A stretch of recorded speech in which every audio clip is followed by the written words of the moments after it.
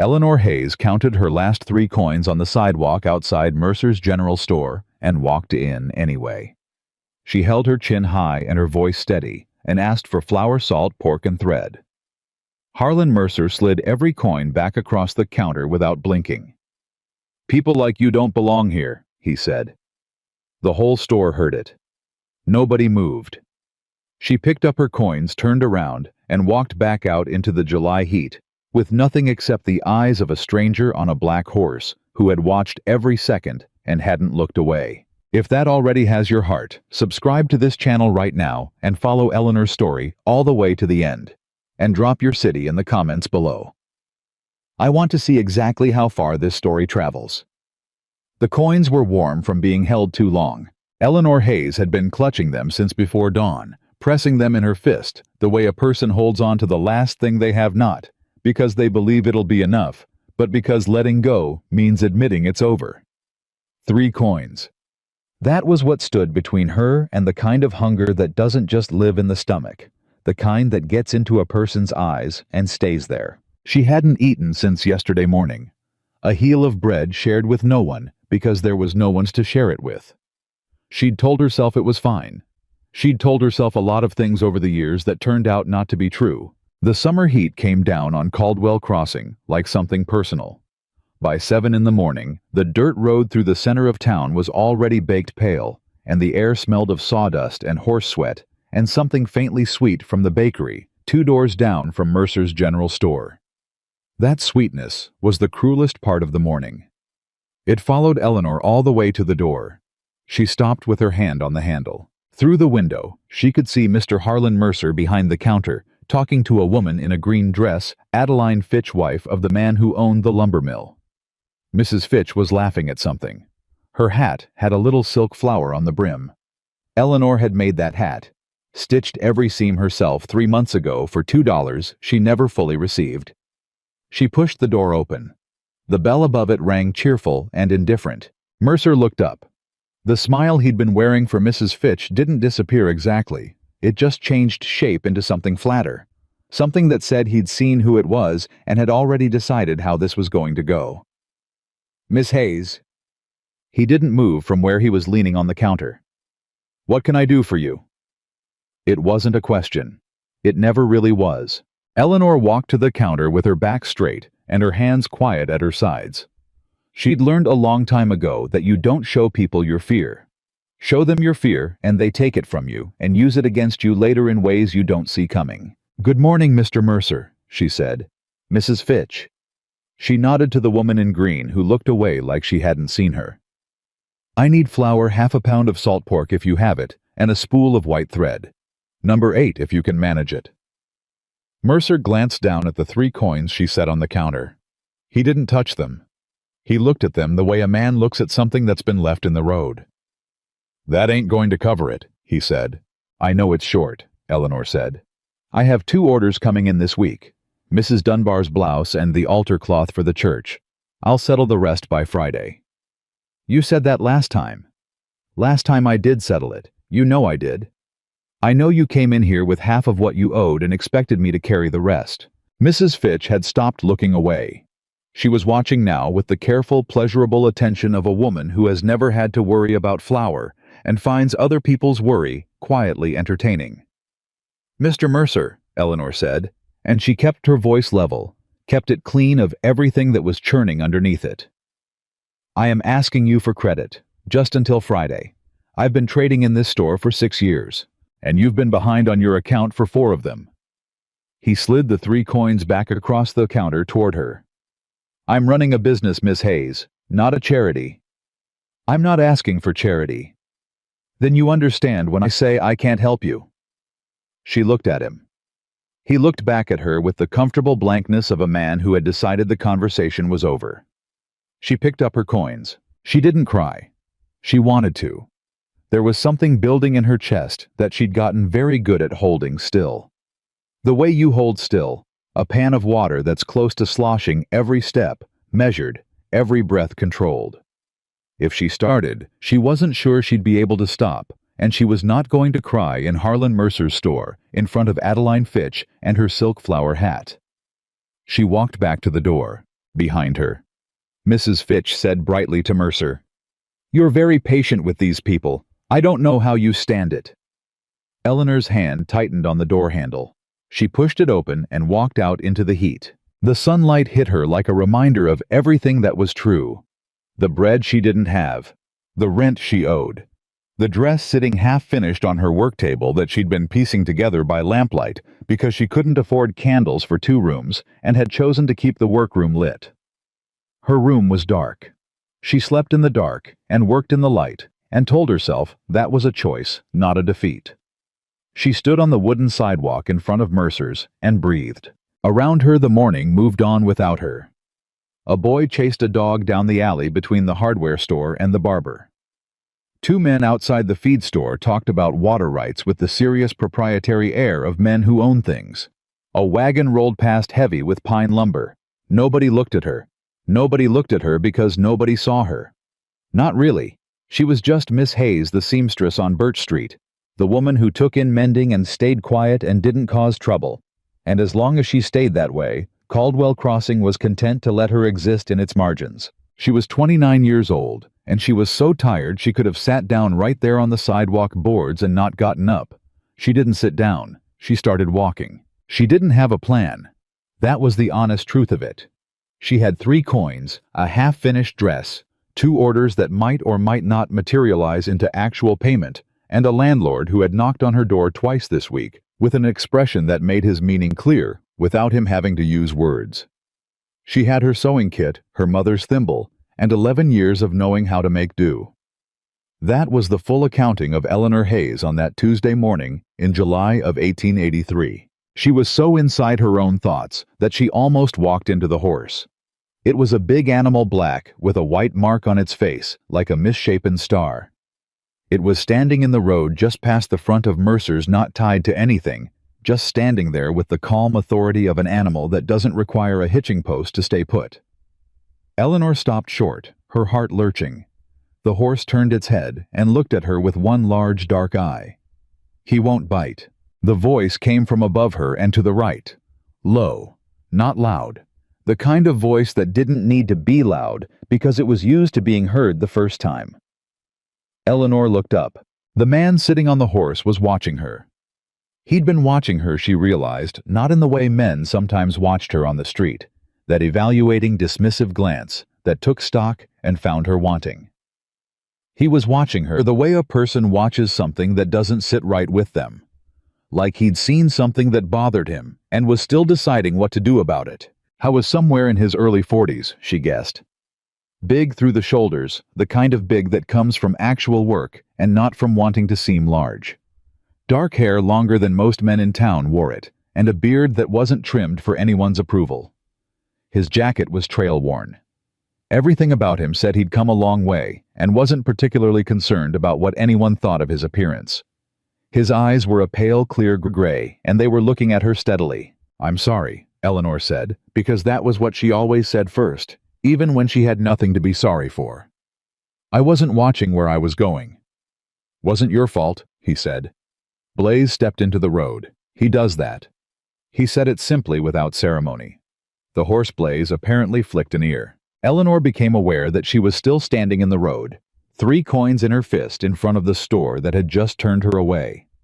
She became aware of this because the man on the horse was clearly aware of it. He'd seen.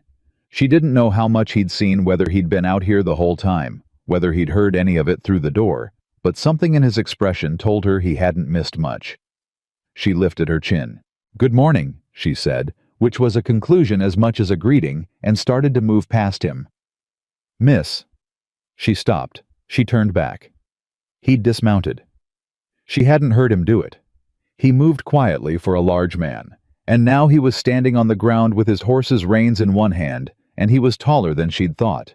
He was looking at her with that same steady, bothered expression. "I saw what happened in there," he said. "Then you saw there's nothing to discuss," she said. "I saw a man turn away a woman who wasn't asking for much. It's his store. He can turn away whoever he likes." She said it cleanly without bitterness, because she'd had a lot of practice saying things she didn't entirely believe in tones that suggested she'd made her peace with them. "That don't make it right," he said. No, she agreed. It doesn't. They looked at each other for a moment. A cart went past. The driver didn't look at either of them. Caleb Whitmore, the man said. He didn't extend his hand, he just said his name straight like an offering of information. Eleanor Hayes. You're the seamstress, Birch Street. Something flickered in her chest, not quite alarm, but close to it. You know who I am. I've been coming into this town for supplies for 3 years. People talk. You'd be surprised what a man hears when he's standing still and everybody's decided he's not worth paying attention to. What do they say? She asked before she could stop herself. He was quiet for a moment. Not evasive, she could see him deciding how to be honest without being cruel. They say you're proud, he said finally. That you don't know your place. That you make trouble by not making enough trouble to give people a reason to be openly unkind. He paused. I think they mean you've got more backbone than they're comfortable with. Eleanor blinked. That's a very particular thing to say to a stranger. I'm a particular kind of person. He looked back at Mercer's door. He's been shorting women on credit for years. Widow Prentice, the Garza girl. Anyone he figures won't fight back. His jaw tightened. I've watched him do it and kept my mouth shut because it wasn't my business. Today I'm having trouble keeping my mouth shut. I know you don't need rescue, he said. I can see that from here. But I need flour and salt pork and thread. I've got a list in my pocket that's going to take me 20 minutes to work through. And I work better when someone can tell me if the thread I'm picking is the right weight for mending canvas. He looked at her. Not challenging, not pitying. You know canvas work. She stared at him. I do, she said slowly. Then I'd be grateful for the help. I'll cover the supplies for both of us. You can work off whatever part of it bothers you once you're back on your feet, if that's what it takes to make it sit right. He said it matter-of-factly, like he was proposing a trade in livestock. I'm not offering charity. I'm offering a transaction that works out better for both parties. You don't know me. No, ma'am. But I know Harlan Mercer, and I know what kind of woman ends up on his list. Usually the good kind. He picked up Blaze's reins and nodded toward the door. I'm going in for supplies. You're welcome to come in with me if you like. Or not. It's a free country. He walked past her and pushed the door open. The bell rang again. Eleanor stood on the sidewalk. She had 3 coins in her hand, and no bread, and no plan. She had a landlord who was running out of patience and a store that had closed its account to her, and 11 years of knowing how to make do with nothing, and she was very, very tired of making do. She looked at the door. She went in. Mercer's expression when she walked in behind Caleb Whitmore was worth something. Eleanor filed it away.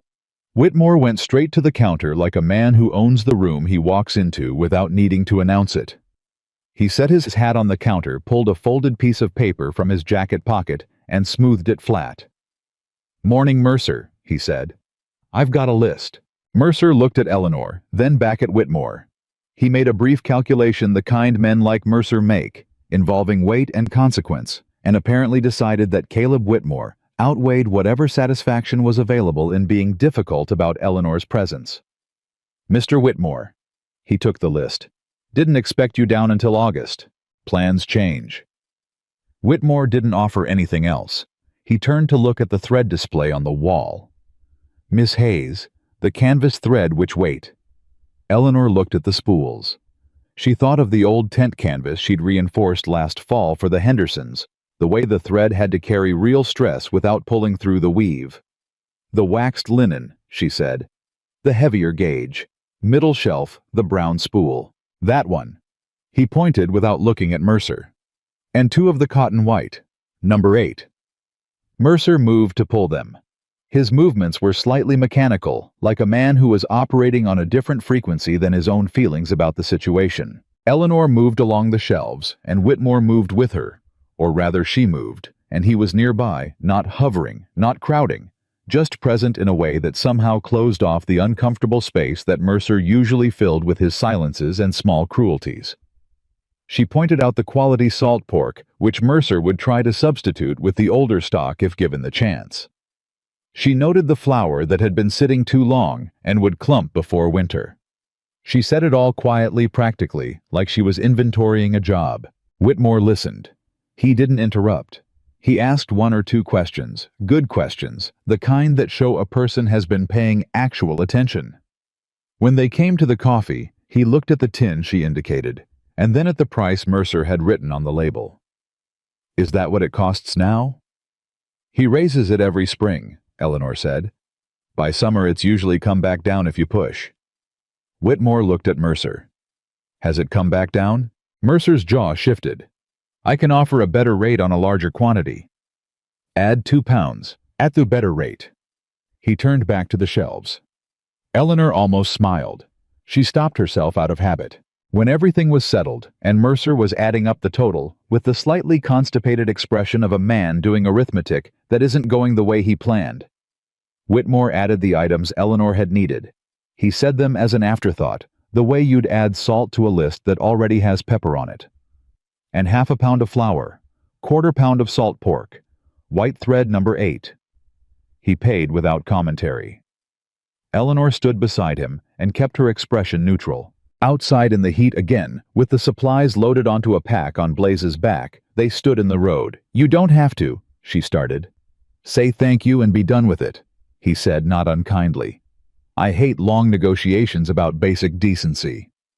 She almost laughed. It surprised her she hadn't expected to come close to laughing today. "Thank you," she said. "You're welcome." He took the parcel she'd need flour salt pork thread and handed it to her. His hands were large, scarred across the knuckles, careful. "I meant what I said. About the work. I've got a spread up on the North Ridge. I need someone who can do real stitching work, not mending actual construction. Saddlebags that need reinforcing gear that's coming apart. It's probably 2-3 days of work if you're thorough." He looked at her steadily. "The pay's fair. Better than what Mercer gives women around here for alterations, I'd guess." "I don't know anything about your spread," she said. "Or you." "Fair." He pulled something from his jacket pocket, not threatening, just straightforward, and held it out. It was a small printed card, the kind men carried for trade. Whitmore Ranch. North Ridge, 3 miles past the Mill Road Junction. Established 1879. She took it. "You can ask around about me," he said. "Widow Prentice on Cedar Street. She'll give you an honest accounting." "I know Mrs. Prentice." "Then you'll get an honest accounting." He took Blaze's reins. "Offer stands till end of the week. After that I go back up the mountain, and the saddlebags keep falling apart." A pause. Not quite humor. Close to it. "That's your business to decide." He walked Blaze to the hitching post outside the feed store, looped the reins around it, and went inside. Eleanor stood in the road with a parcel of supplies she hadn't paid for, and a card she hadn't asked for, and 3 coins that hadn't been enough, still warm in her fist. She asked around about him. She did it the way she did most things, quietly, efficiently, without telegraphing what she was looking for. She stopped by the post office on the way home, and then by the dry goods on the corner that carried buttons, and then she spent 20 minutes with Mrs. Prentice, who kept a kitchen garden and never ran short on opinions. What she learned: Caleb Whitmore had come to the North Ridge 4 years ago. Before that, people said Eastern Wyoming. Before that, nobody knew or nobody was saying. He ran cattle, not many a modest operation, not a man building an empire, a man building a life. He came into town 4 or 5 times a year for supplies. He paid cash and didn't run credit. He didn't drink at the saloon. He didn't start trouble. He'd helped pull a boy out of the creek 2 winters back, hadn't mentioned it to anyone, and people only knew because the boy's father had started saying it around town. He'd been married once. His wife and young daughter had died fever, they thought, or some said a wagon accident. The details changed depending on who was telling it. That part of the story people told quietly, with the kind of careful voice people use for losses that don't have a clean explanation. Whatever had happened, it had happened before he came to Montana, and he'd come to Montana alone. Mrs. Prentice, who was 71 and had a blackberry garden and eyes like thumbtacks, said, "He's one of those men who got hurt badly enough to stop pretending the world is different from what it is. That makes some men mean. It made him honest." She handed Eleanor a cup of tea she hadn't asked for. "You thinking about taking work up there?" I'm considering it. Caleb Whitmore is the most straightforwardly decent man in this county, Mrs. Prentice said. And I've been watching men in this county for 50 years. Take the work. Eleanor took her tea and her thoughts home with her. The room she rented on Birch Street was on the second floor above a closed-up tailor shop that had belonged to a man named Aldous Fenn, who had died 6 years ago, and whose estate was still apparently in some legal dispute that nobody had fully explained to Eleanor when she'd moved in. She paid her rent to a man named Doyle, who came by on the first of each month with a ledger and an expression that suggested her continued presence was conditional on his continued goodwill. The workroom was better than the bedroom. She'd made it better over the years, hung old curtains she'd made from remnant fabric to cut the afternoon glare, arranged her work table near the window where the light was strongest, organized her threads by weight and color in a wooden box her father had built when she was small. It was orderly. It was hers. She sat at the work table that afternoon with the flour and salt pork put away and the white thread in its proper place, and the card from Caleb Whitmore in front of her. She had 2 orders, yes. Possibly. Mrs. Dunbar had mentioned the blouse, but hadn't committed to a date. The altar cloth was more certain, but the church committee paid slowly, and sometimes not at all. What she had as a real and concrete certainty was a room she owed 2 weeks' back rent on supplies for perhaps 4 or 5 days, and the creeping knowledge the kind you push away. But that keeps coming back, that she'd been living for months in that particular balance between getting by and not getting by, and the margin was getting smaller. She looked at the card. Whitmore Ranch, North Ridge. She thought about what she knew of him, the way he'd walked into Mercer's without flourish, and simply reorganized the room by being present in it. The way he hadn't pitied her. The questions he'd asked about thread and canvas, not performative, genuinely practical. The way he'd said, "I hate long negotiations about basic decency," like it was the simplest possible thing. She turned the card over. On the back, in a handwriting that was plain and deliberate. If you decide to come, mornings are better. Gates open. She made dinner with the salt pork and thought about it. She was still thinking about it when she went to bed in her dark room, while the workroom light stayed on through the wall like a promise. She went on Thursday. She told herself it was purely practical. 2 or 3 days of skilled work at fair pay was income she needed and couldn't pretend otherwise. She told herself that on the walk to the Mill Road Junction in the full heat of a July morning, with her sewing kit in a canvas bag over her shoulder and a second bag with a change of clothes, because she wasn't sure whether the work would be done in a day or whether she'd need to stay over, the road passed. The junction climbed into the trees, and the trees changed the air immediately. Cooler, cleaner, smelling of pine resin and something green underneath. The sound of the town fell away. The sound of birds and the occasional far-off note of cattle replaced it. After 3 miles, she came to a gate. It was a plain wooden gate, not a grand entrance, just a functional piece of carpentry that told you where one person's land began. It was as the card had promised open. She went through. The ranch was not large. She'd understood that from what people had told her, but seeing it was different from knowing it. It was a working place, a cabin with 2 rooms, a barn, a corral, a kitchen garden that was clearly maintained by someone who grew things because they needed to eat, not for appearance. There was a covered porch with a chair and a small table and a coffee pot sitting on the railing in the sun. Caleb Whitmore was in the corral. He saw her when she came through the gate. He was working with a young horse, a dun mare, with the particular focused stillness of a man who understands that the animal is watching everything he does. He raised one hand, not a wave, just an acknowledgement, and went back to the horse for another minute before he walked to the fence rail.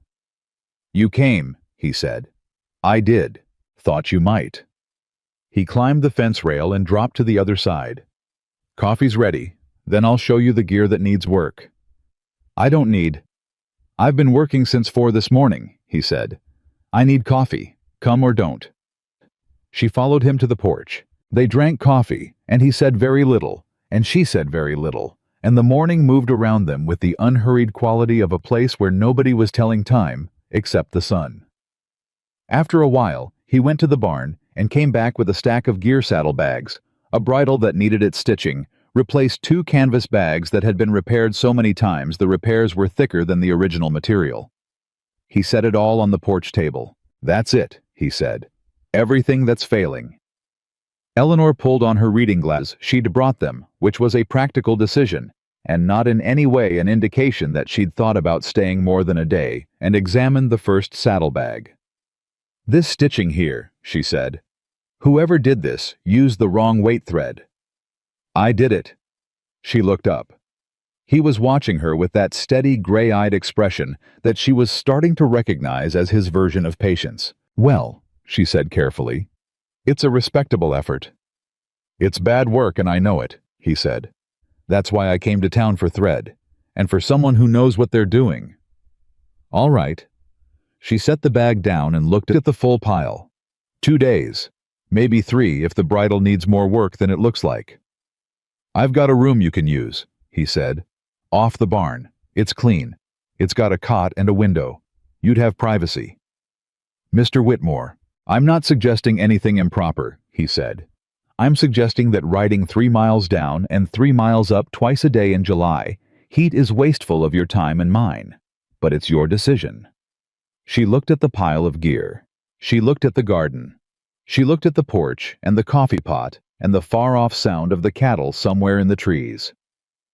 "I'll see how the first day goes," she said. He nodded. He went back to the corral. Eleanor sat on the porch with the first saddlebag and a length of waxed linen thread and a needle, and for the first time in a long while, she had exactly enough to do. She stayed 3 days. On the first day, she fixed the saddlebags and started the bridle, and discovered that the room off the barn was in fact clean and quiet, and had a window that looked out at the mountains going blue in the evening.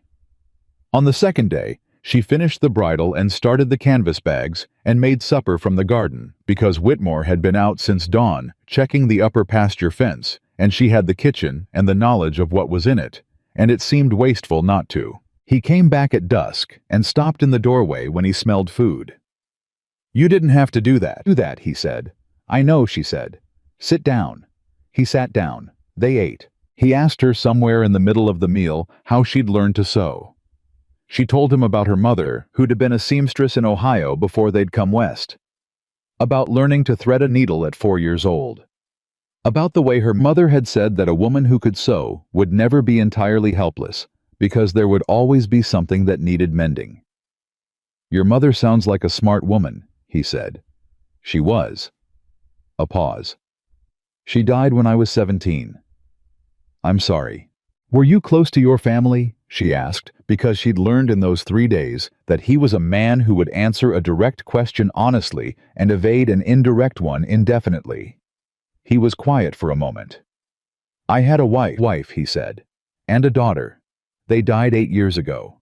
He said it with the same care and economy he said everything, not performing grief, not avoiding it, just holding it where it was.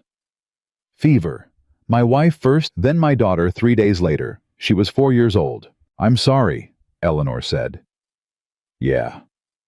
He looked at the table. "I came out here after. Needed to be somewhere where I didn't know every face, where I could build something from nothing, and it would be mine and not something they used to be part of." He glanced up. "I'm not lonely exactly. I'm just quiet. I got used to quiet." "I understand that," Eleanor said. "I imagine you do," he said, and the way he said it was not a question. She looked at him across the table in the lamplight in the quiet of his mountain cabin. She looked at this man who had 8 years of loss on him and had chosen to spend it building something real with his hands rather than letting it hollow him out. She thought, "I have been so careful not to let anyone close enough to leave."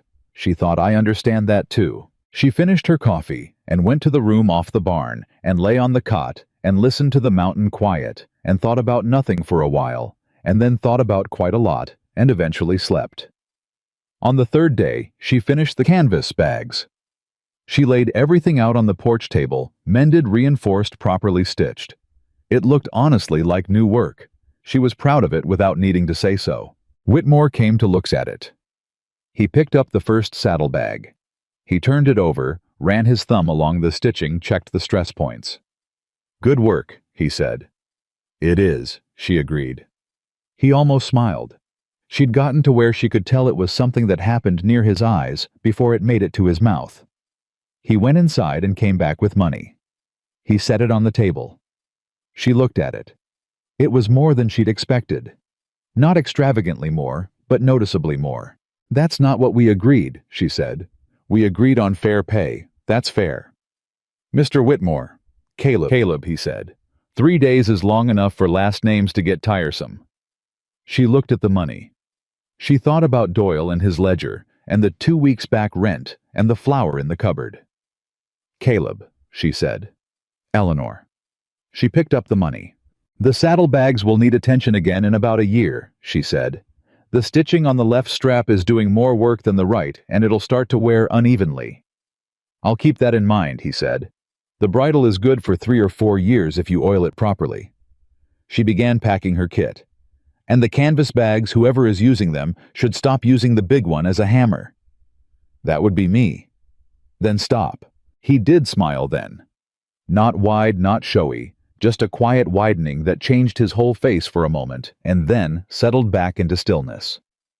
It was the kind of smile a man produces when he's surprised to find himself doing it.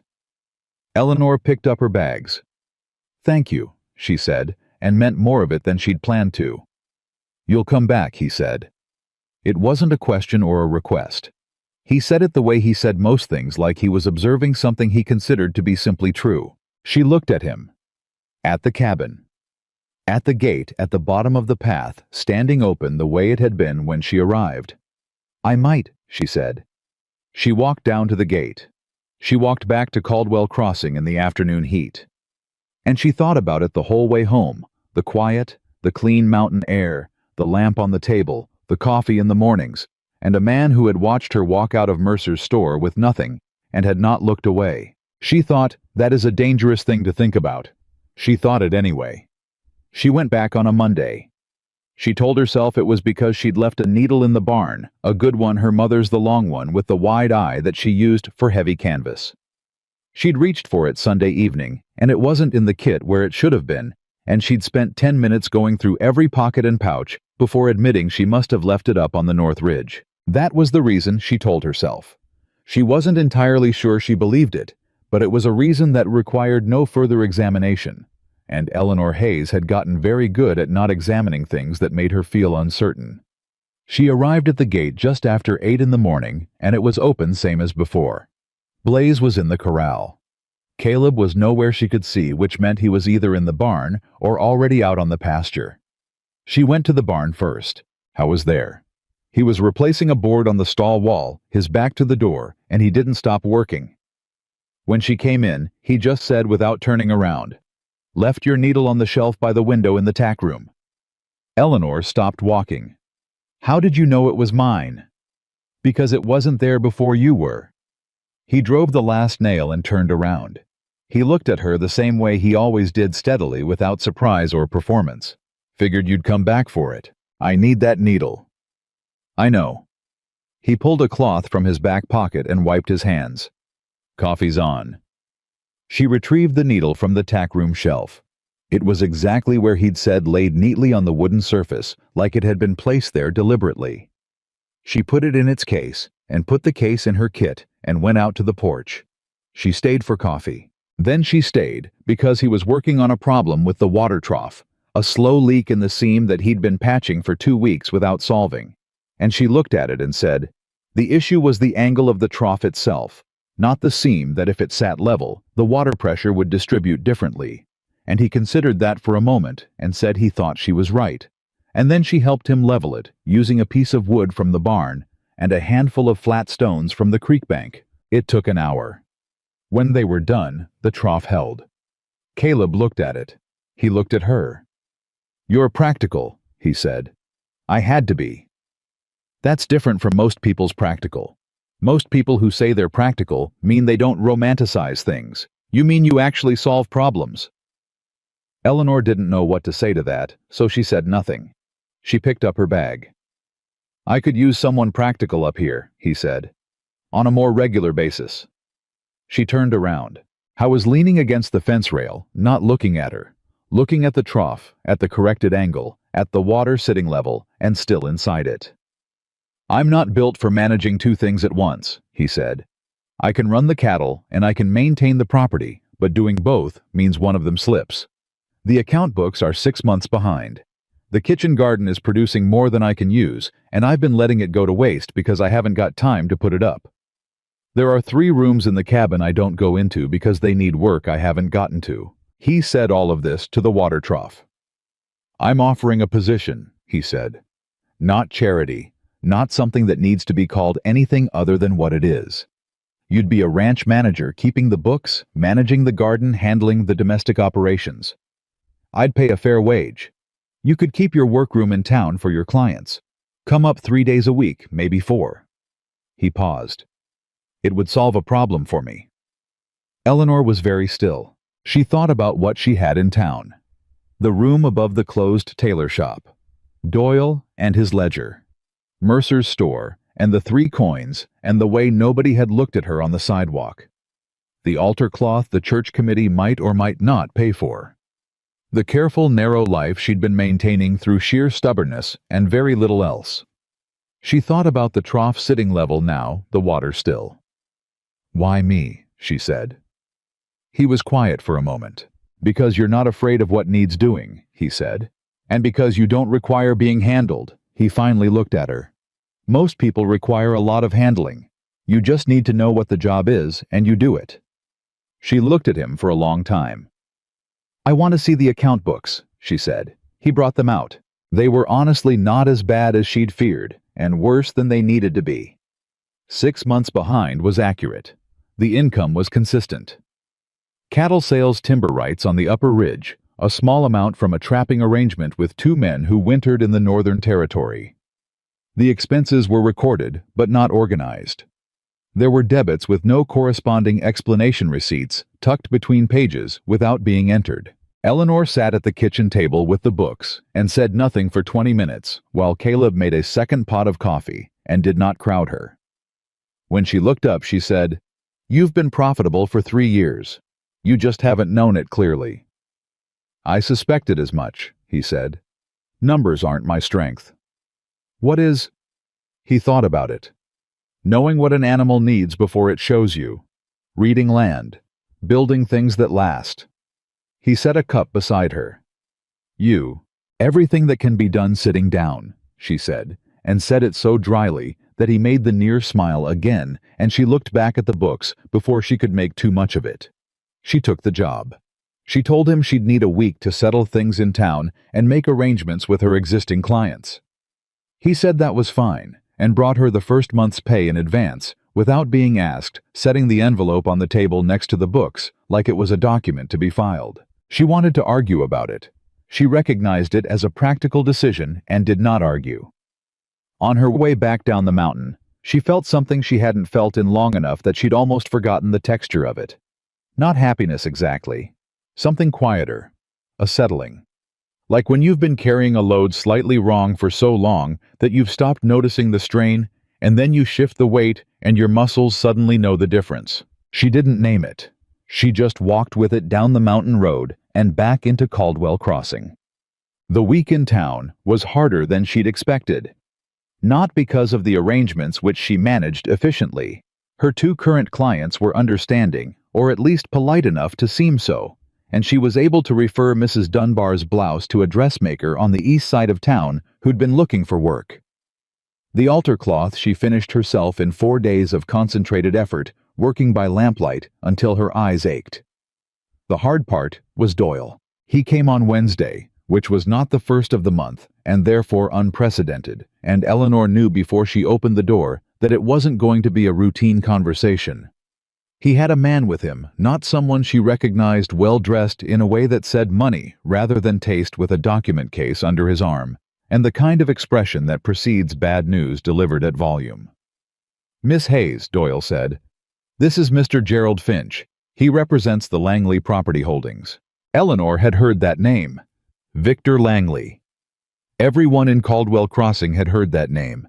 He owned the mill, the boarding house, 3 businesses on the main street, and significant portions of the land in the valley. He was the kind of who owned things not because he needed them, but because owning was how he kept score. "What does Mr. Langley's representative need from me?" she asked, keeping her voice smooth. Finch opened his document case. "The Fenn estate has been resolved," he said. "Mr. Langley has acquired the property effective end of the month.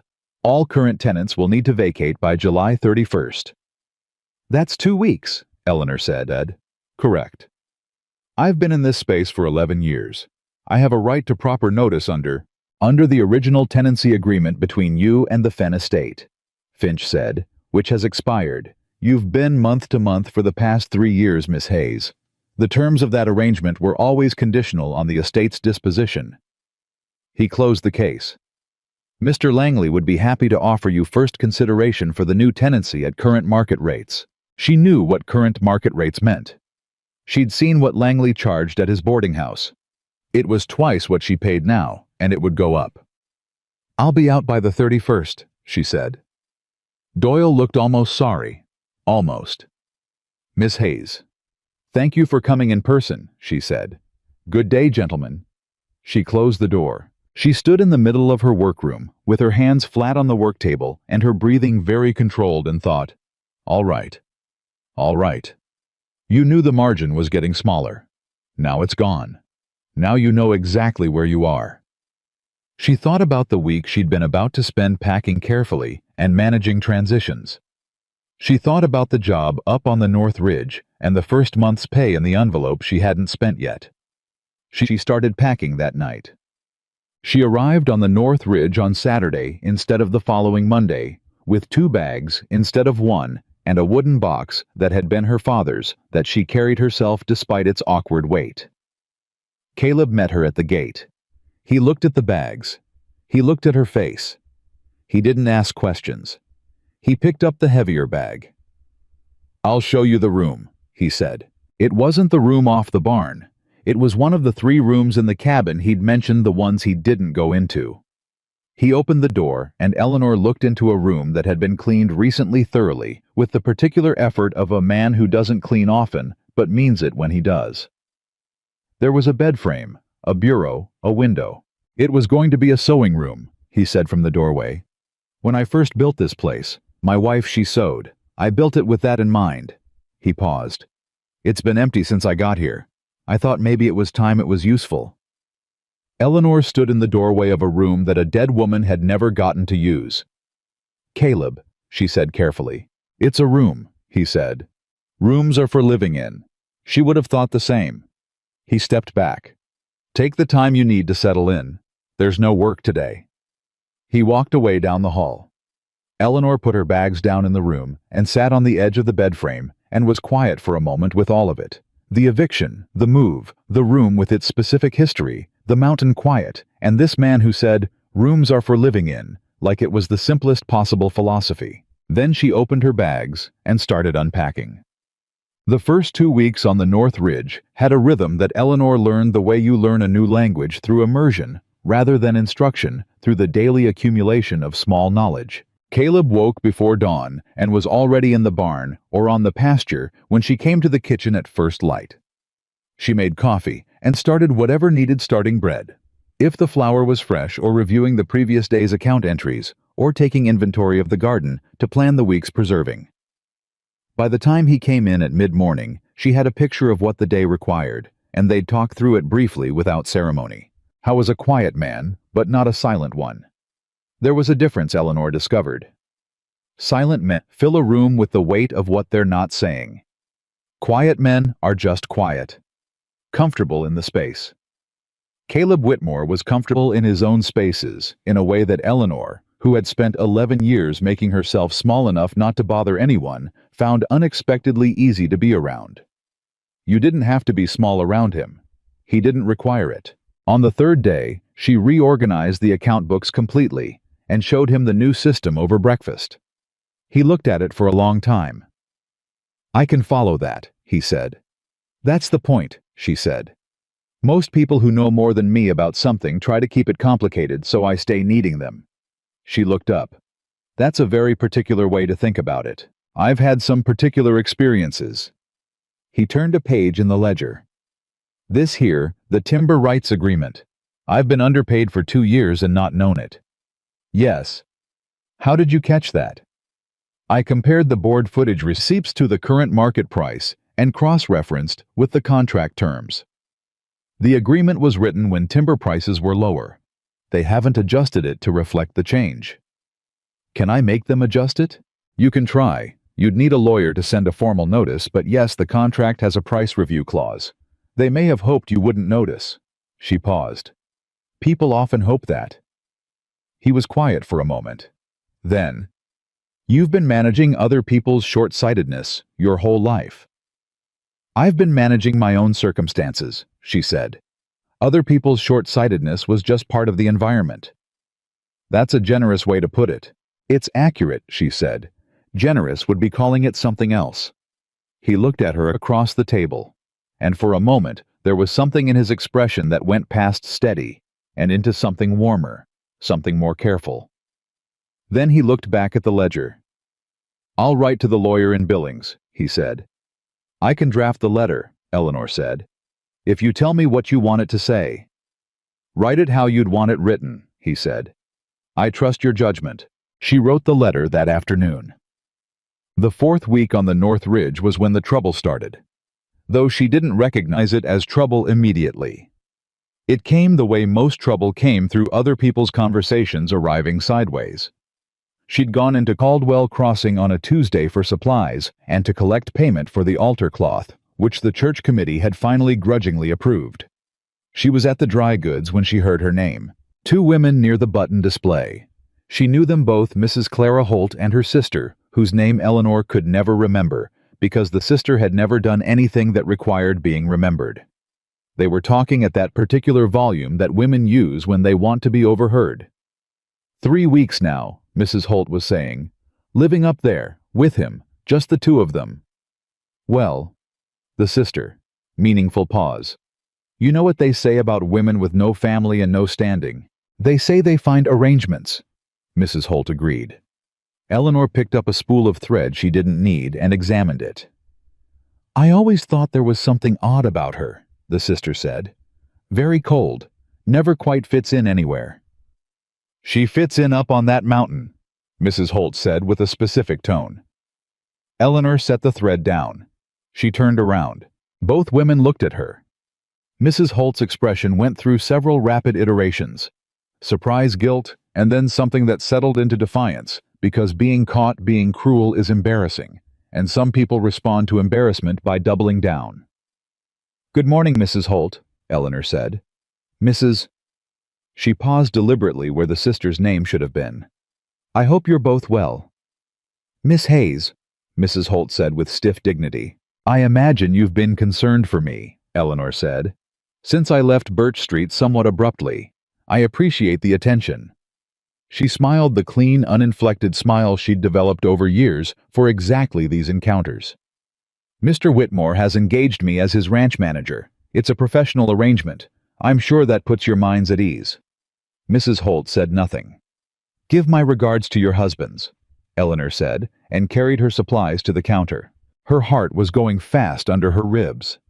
Not from fear, from something sharper and less comfortable, the knowledge that this would not end at the dry goods, that it would move through Caldwell Crossing. The way everything moved through small towns, reshaping as it went, becoming something worse than what it started as. She paid for her supplies and walked out into the July heat. She thought, people will say what they'll say. You've known that your whole life. You know how little it cost you before. It won't cost you more now. She thought, but before you were alone. Before there was no one else it could touch. She walked to the post office to collect the ranch mail. There was a letter for Caleb from Billings the lawyer, a good sign. There was also a small envelope, no return address, which she almost put with the rest of the mail and then didn't because something made her look at it twice. Her own name was on it. Miss Eleanor Hayes, care of Whitmore Ranch, North Ridge. She opened it on the sidewalk. The letter was brief. The handwriting was educated, deliberate, someone who wanted to seem reasonable.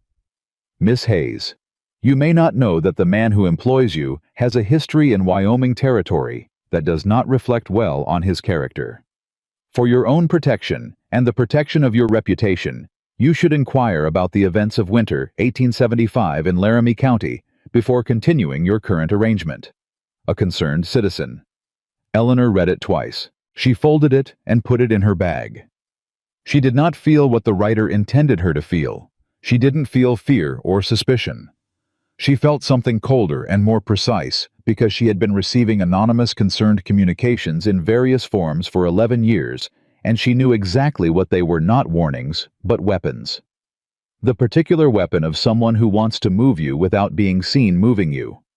Someone wanted her off that mountain. The question was who, and the more important question was why. She didn't tell Caleb about the letter that evening. She sat with it through supper and through the hour after, when he read, and she worked on the mending she'd brought back from town, and she thought it through methodically. The facts: she'd been on the North Ridge for 4 weeks. In that time, she'd reorganized the accounts, identified an underpayment in the timber rights agreement, and sent a lawyer's letter requesting adjustment. She'd made the ranch function better. She'd also, by existing on the mountain with Caleb Whitmore, become a subject of conversation in Caldwell Crossing. The question was, which of those things had generated the letter? She looked at Caleb across the room. His head bent over a book about soil management. His reading glasses, which she had not known he owned until the second week, perched on his nose in a way that was, she thought privately, somewhat at odds with his general mountain man gravity. "Caleb," she said. What happened in Laramie County in 1875? The book didn't move. But something in the room changed, a slight shift in the quality of the stillness, the way air pressure changes before weather. He set the book down. He looked at her. "Who told you about Laramie County?" he said. His voice was the same quiet level, but underneath it was something she hadn't heard from him before. A careful tension, like a fence wire just before it breaks. "I received a letter today," she said. "Anonymous. It suggested I should ask." Howe was quiet for a moment. Then he took off his reading glasses and set them on the book and looked at her with the expression he had when he was deciding to be fully honest, which was slightly different from his ordinary expression in ways she'd learned to read. "There was a man named Cutter," he said. "Denton Cutter.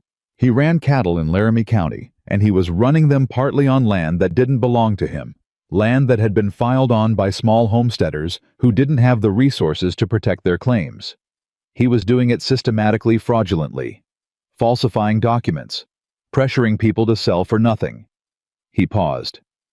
"My wife's family had a homestead there. Her brother was one of the men Cutter had pressured. When I realized what was happening, I went to the Territorial Land Office with what I'd found. Cutter was investigated. He lost the land and eventually the whole operation." Eleanor waited. "He had a partner," Caleb said. "A financial partner. Someone who'd provided capital and expected a return. When Cutter's operation collapsed, so did that investment." "Who was the partner?" Eleanor asked, though something in her chest was already moving toward an answer. Caleb looked at her steadily. "Victor Langley," he said. The name sat between them in the lamplight. Eleanor thought about the letter. She thought about Doyle arriving with Finch and his document case. She thought about Langley and his property holdings and the mill and the boarding house and everything he owned in this valley. "He's had you watched," she said. It wasn't a question. "I expect so. I came here thinking I was far enough away that it wouldn't matter. Maybe I was for a while." He looked at his hands. "But when I sent that letter to Billings, the timber rights letter, the company that holds the agreement is a Langley subsidiary. I didn't know that when I sent it, but he would have known about it within a week." "And now I'm here," Eleanor said. "And he sent me a warning letter to get me to leave so that I'm isolated again," Caleb said. "So that there's no one keeping the books, no one who might notice something else irregular, no one—" He stopped. He looked at her with an expression that was for the first time something close to uncertainty. "I should have told you. About Langley. Before you took the job." "Why didn't you?" "Because I didn't know you well enough yet to know how you'd take it. And then I did know you well enough, and I kept putting it off because things were good. And I didn't want to introduce something that would make them less good." Eleanor looked at him for a long moment. "Do you have more evidence?" she said. "About Langley. About what he did in Wyoming." "Some. Not as much as I'd like. The land office records are in Laramie, but I have copies of the documents. Cutter used the falsified ones. I've kept them." He paused. I don't know what I plan to do with them. I think mostly I kept them because getting rid of them felt like letting Cutter win again, even though he's in a federal jail. Where are they? He got up without a word and went to the back room she'd never been in. The third closed room, the one whose purpose she hadn't asked about. When he came back, he had a tin box. He set it on the table. Eleanor opened it. Inside was a collection of documents carefully preserved, organized in a way that surprised her. Not random hoarding, deliberate archiving. Copies of deeds with alterations marked. A ledger page with columns of payments, and beside them in a different hand, the names of homesteaders. A letter signed in Cutter's handwriting referencing a VL, who needed the operation cleaned up before spring. She turned the documents over slowly and carefully, the way she turned cloth before cutting, looking for grain for weak points for where the pattern could be made to work. "You kept these because you thought you'd need them someday," she said. "I kept them because 4 families lost their land, and the only man who went to jail was the one who did the visible work," he said. "The one who provided the money walked away." Eleanor set the documents down. She thought about Mrs. Holt at the dry goods. She thought about Doyle and Finch and the end of July deadline and the room on Birch Street she'd lived in for 11 years. She thought about the anonymous letter and its careful, deliberate handwriting and the specific target it had chosen. Not Caleb, who knew too much about Langley to scare easily, but her. The new arrival. The woman with no standing and no family and no resources who could be moved with a well-placed suggestion. She thought about what Caleb had said weeks ago standing outside Mercer's store. "I've been standing still, and everybody's decided I'm not worth paying attention to." She thought that goes both ways. "All right," she said. Caleb looked at her. "All right, what?" "All right, here's what we're going to do." She turned the ledger page over, found the blank side, and reached for the pen on the table. "The letter I received is a pressure tactic, which means Langley is concerned enough to try to move me, which means he's noticed something. What he doesn't know is that I noticed him back." She began to write. "The timber rights letter went to a Langley subsidiary. That means there's a legal record of the contact. If we request the terms review through the Land Records Office, rather than directly, Eleanor." Caleb said her name with a weight that made her look up. He was watching her with an expression she hadn't seen on him before. Not quite disbelief, something closer to recognition. Like a man who's been alone on a mountain for a long time and suddenly hears something familiar in an unexpected place. "You're not walking away from this." "No," she said. "I'm not. He's dangerous. He has money and connections in this territory, and he's already shown he'll move against people who challenge him." "I know," she said. "I also know that he sent a letter designed to frighten a woman with no resources and no allies, and he miscalculated because she has the account books of a ranch that has been underpaid by his subsidiary for 2 years, and documents in a tin box that connect him to a Wyoming land fraud, and—" She paused. "And she's not alone anymore." She said the last part quietly to the page she was writing on. Caleb was silent for a moment. Then he sat down across from her at the table. "Tell me what you need," he said. She looked at him. At this man who had come down a mountain because he couldn't stand watching an injustice, and then had been trying to protect her from the consequences of his own history, and who was now sitting across from her at his kitchen table at 10 o'clock at night, willing to go back into the fight he'd been trying to stay out of because she'd decided she wasn't walking away. "I need to go to the Land Records Office in Billings," she said. "I need a week, maybe less. I need to know exactly who Langley is registered with, what he owns, and whether the timber rights contract has any other irregularities." She tapped the tin box. "And I need these documents looked at by someone who knows Wyoming territorial law." "I know a man in Billings," Caleb said. "An attorney, honest. He helped me when—" A pause. "He helped me after my wife died with some legal matters. I trust him." "Then we write to him tonight," Eleanor said. "Tonight." "Tonight," she said. "Because whoever sent that letter will be watching to see if I leave, and every day I stay is a day we're ahead of whatever he's planning next." Caleb pulled a second sheet of paper toward him. Outside the mountain was dark, and the cattle were quiet on the upper pasture, and somewhere far down the valley, the lights of Caldwell Crossing glowed small and indifferent. Eleanor wrote, and Caleb wrote, and the lamp burned between them steady, casting its light on the tin box and its careful archive of someone else's crimes, and the account books with their corrected numbers, and the two people at the table who had both in their separate ways been moved around the board by stronger hands for a long time. They were not going to be moved again. Eleanor finished the land records request and dated it and set it aside to dry. She looked at the stack of documents from the tin box, the falsified deeds, the payment ledger, the letter with its VL. She thought about Victor Langley in his well-appointed office in Caldwell Crossing, satisfied with the letter he'd sent, expecting an empty road down the mountain within the week. She thought he has never in his life had to contend with a woman who has nothing left to lose. That she thought was his first serious mistake. The letters went out on a Wednesday. Eleanor rode down to Caldwell Crossing herself to post them 2 envelopes, one to the attorney in Billings, one to the Territorial Land Records Office. She posted them at the counter and paid the postage with money from her own wages and walked back out into the heat without looking at anyone. She felt someone watching her. She couldn't have said who or from where. It was the particular sensation of a place that has already decided what it thinks of you. And she'd lived in Caldwell Crossing long enough to know the difference between being invisible and being watched. For 11 years, she'd been invisible. Now she was being watched. That told her something. She stopped at the dry goods for thread she actually needed this time, and while she was at the counter, she said casually to the proprietor's wife, a woman named Ruth Callahan, who was the most efficient conduit of information in town. I'll be up on the North Ridge for the next few weeks. Account work.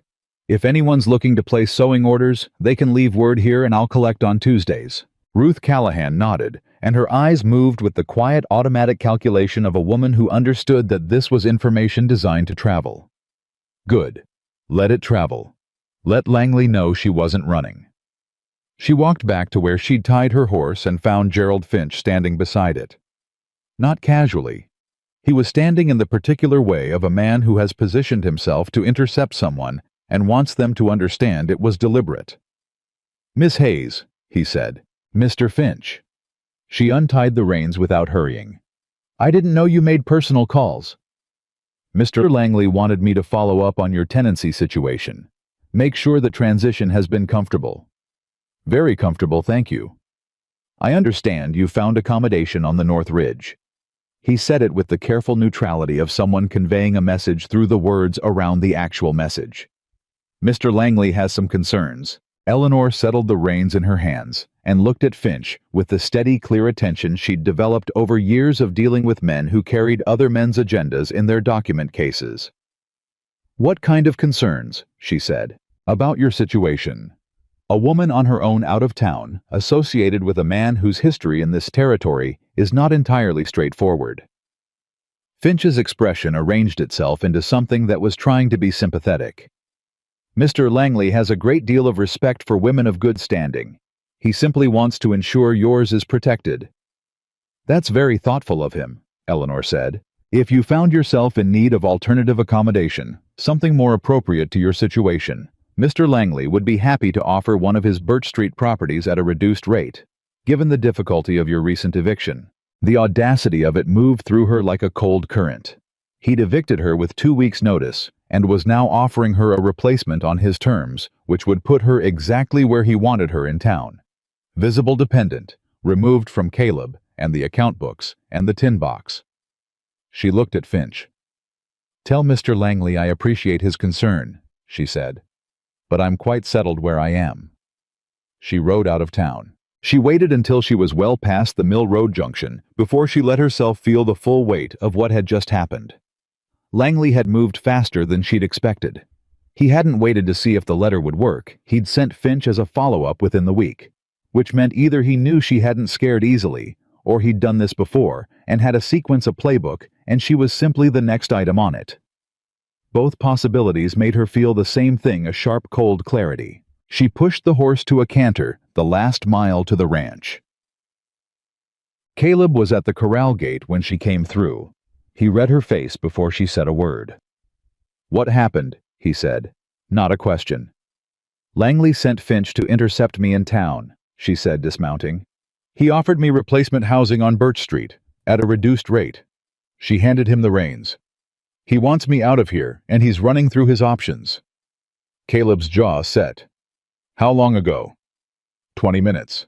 I was quiet for a moment, with the kind of quiet that wasn't stillness, but compression.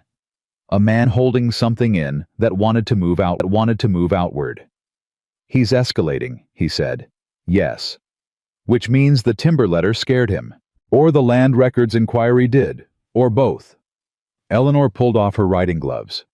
He knows someone on the mountain is paying attention to his books, and he knows there's a woman involved who he can't intimidate the same way he'd intimidate a man. She looked at Caleb directly. He's going to try something bigger. I don't know what yet, but Finch was a warning, not an offer. How long before we hear from the attorney in Billings? I don't know. 2 weeks, maybe 3. She paused. We need to do something before then, something that changes our position before he changes it for us. Caleb was quiet. He was watching the road down the mountain the direction she'd come from. I've been thinking about the men from the timber company, he said. The ones who run the ridge operation. They come up the North Road twice a month to check the cutting sites. I know both of them. Tom Reedy and a man named Parrish. Reedy's been with the company 8 years, but he's not Langley's man. He's just a man doing a job. You think he'd talk to you? I think he'd talk to me honestly if I told him what I found in the accounts. He doesn't know his company is underpaying me, but he might know other things. He looked at her. He might know things about how Langley runs his operations that we don't. Eleanor thought about it. When are they next up the road? Thursday. That's tomorrow. Yes. Then you talk to Reedy tomorrow, she said. And I'll spend today going through the rest of the account books. The ones from the first year before I reorganized. If there are other irregularities, I want to find them before Langley decides we're too much trouble and does something more direct. She went inside. She opened the first year's ledger on the kitchen table and started reading. She found the second irregularity before supper. It was buried in the timber rights payments from 1880, a quarter that had been paid correctly, followed by 3/4, where the rate had been adjusted downward, without documentation, without Caleb's signature, without any notation to explain the change. It had simply changed, and then corrected itself 18 months later, as if someone had reset it, but had pocketed the difference in between. 3/4 of underpayment. Not a small amount. Enough to matter. Eleanor looked at it for a long time. Then she looked at the dates. The adjustment had begun in spring of 1880. 2 months after Caleb had sent a letter to the timber company about fencing rights on the upper ridge. She'd found that letter in the correspondence file, a polite, reasonable letter, the kind a man sends when he wants to settle something without conflict. The underpayment had started immediately after it. It was a punishment. Someone in the Langley operation had received Caleb's letter, understood it as a challenge, and docked his payment as a message. When no response came because Caleb hadn't known, and therefore hadn't fought it, the rate had quietly corrected itself. It was exactly how a man like Langley would operate. Not dramatically, not with threats, with small invisible pressures that the target never quite understood until the pressures added up to something permanent. Eleanor wrote all of it down in a clear dated summary. She was writing the last line when Caleb came in from the pasture and stopped at the kitchen doorway. You found something, he said. I found a pattern, she said. Sit down. She walked him through it. He listened the way he always listened, fully, without interrupting, without performing his reactions. When she finished, he sat back and looked at the ceiling for a moment. He's been doing this to me for 3 years, he said. At least. And you didn't fight it because you didn't know it was happening. That's how he operates. Not a question. A confirmation of something he'd already suspected and was now certain of. The fencing letter you sent in 1880, do you still have a copy? In the correspondence box. I need it. It goes in the file with everything else. She looked at him. Caleb, the attorney in Billings, how well do you know him? Well enough. If I drafted a comprehensive summary of everything we have, the timber accounts, the falsified documents from Wyoming, the pattern of payments, the connection between Cutter and Langley, would he look at it seriously, not as a courtesy, but as an actual case? Caleb was quiet for a moment. He'd look at it, he said carefully. Whether he'd take it further is another question. Langley has resources. Attorneys who take on Langley's interests don't always stay healthy in their practices. What if it went higher than a private attorney? Eleanor said. What if it went to a federal land office investigator? The fraud in Wyoming was on homestead land. That's federal jurisdiction. If the same man is operating the same kind of scheme in Montana territory. She stopped because Caleb was looking at her with an expression she'd never seen from him before. Completely still, completely intent the way a man looks when something shifts into focus. There's a federal land office in Helena, he said slowly. I know. If we sent them the Wyoming documents and a summary of the Montana irregularities. Then it's not a private dispute over a timber contract, Eleanor said. It's a federal matter, and federal investigators aren't beholden to Victor Langley's connections in Caldwell Crossing. The silence between them was the particular silence of two people who have just seen the same thing at the same moment. I need 3 days to write the summary, Eleanor said. Everything documented, clear, nothing that requires interpretation. Then write it, Caleb said. She was midway through the second day of writing when Tom Reedy came up the north road. She heard him before she saw him, the sound of a single horse unhurried coming up from the Mill Road junction. She was at the kitchen table with the summary document and didn't move. Caleb went to the door. Reedy was a compact man, 50 or so, with weathered skin and the kind of eyes that stay level, even when a situation is giving him reasons to look away. He came to the porch and took off his hat and said, "Morning, Whitmore. Heard you wanted a word." "I do," Caleb said. "Come in." Eleanor looked up when Reedy came through the door and saw his eyes take her in and adjust not unpleasantly, just noting the presence of someone unexpected. "This is Eleanor Hayes," Caleb said. "She manages the ranch accounts." "Ma'am?" Reedy nodded to her. "Tom Reedy. I run the timber survey for the North Ridge operation." "Mr. Reedy." She indicated the chair across from her. "Please sit down." He sat. Caleb poured coffee without being asked, and they all three sat at the table in the particular configuration of people who are about to discuss something that matters. Caleb said, "How long have you been with the company, Tom?" 8 years. "And in those 8 years, have you ever processed the payment calculations yourself, or does that come from somewhere else?" Reedy's eyes moved between them. He was a careful man. She could see him doing arithmetic. "Payments come from the main office," he said. "Langley's office in town. I survey the sites and report the board footage. The payment is calculated from there." "And do you ever see the calculation?" Eleanor said. A pause. "Not directly, no ma'am." She turned the ledger so he could see it. The page with the adjusted rate, the 3/4 of underpayment. She put her finger on the numbers without saying anything. Reedy looked at them. His face didn't change exactly, but something in it settled like a man who has been holding a question for a while and has just been handed the answer. "That's not the contract rate," he said. "No," she said. "It's not. This happened in 1880. He looked up at Caleb. Was there any communication between you and the company around that time?" "I sent a letter about fencing rights," Caleb said. "March of 1880. Reedy set down his coffee cup, very deliberately. "I need to tell you something," he said.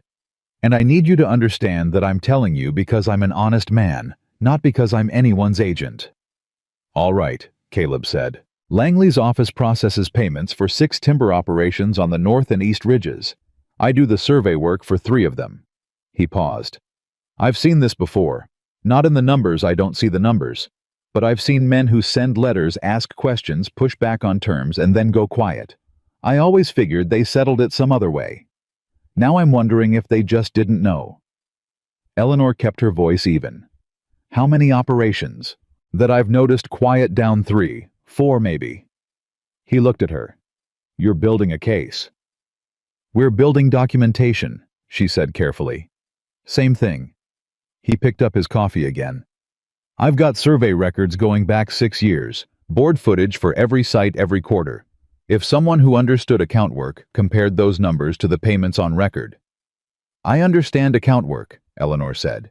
He looked at her with the expression of a man reassessing. "I expect you do," he said. "The survey records are at my office in town. I keep my own copies separate from what I send to Langley's office." He paused. "I keep my own copies because I'm an honest man, and honest men in this business keep their own copies." The kitchen was very quiet. "I could make them available," Reedy said, "for a review, by someone who understands account work and has a reason to look carefully." He stood up, put on his hat. "I'll be at my office Thursday afternoons. If someone wanted to come by and look at survey records Thursday afternoon would be a good time to do it." He shook Caleb's hand, nodded again to Eleanor, and walked back out. They listened to his horse go down the road. Caleb turned to Eleanor. "That's 4 operations," she said. "Not 1. If the pattern is consistent across 4 operations, this isn't a private dispute over a timber contract, and it isn't leftover Wyoming business. It's a systematic fraud on multiple landowners in this territory ongoing right now. And Reedy's records give us the numbers to prove it," Caleb said, "if they match what I find in your accounts." She looked at the summary she'd been writing. "I need to go to his office Thursday. I'll ride down with you." "You don't need to." "I know." He said it simply. "I want to." She looked at him. She thought about the anonymous letter and Finch on the sidewalk, and the 3/4 of docked payment, and the tin box in the back room. She thought about all the ways Langley had been moving people around this board for years, certain that no single piece would ever see the whole. She thought about 2 people at a table in the lamplight who had decided separately and then together not to be moved. "All right," she said. "Thursday." Wednesday night was when Langley made his first real move. Eleanor woke to the sound of horses. Not one multiple. On the road below the ranch, moving at a pace that wasn't traveling and wasn't casual. She was up and at the window in seconds, her heart moving fast and steady, and she could see nothing in the dark, but she could hear. 3 horses, maybe 4, stopping somewhere below the gate. She went to the hall and knocked on Caleb's door. Caleb, I was already up. She heard him moving, heard the specific sound of a man pulling on boots quickly, and then his door opened, and he came out with his rifle in one hand, his expression entirely alert. "I heard them," he said quietly. "Below the gate. They stopped. Stay inside." "Caleb, not because you can't handle yourself," he said, and his voice was low and clear. "Because I need to know you're not in the line of whatever this is, so I can move." He looked at her. "Lock the back door. The document case, put it in the floor compartment under the kitchen boards. Do you know where that is?" She didn't. "Show me." He moved to the kitchen, pulled back the edge of the rag rug, and lifted a board that came up cleanly, clearly designed to do so, a deliberate construction. Underneath was a shallow space dry-lined with oilcloth. "Anything that matters," he said. She was already moving. The tin box.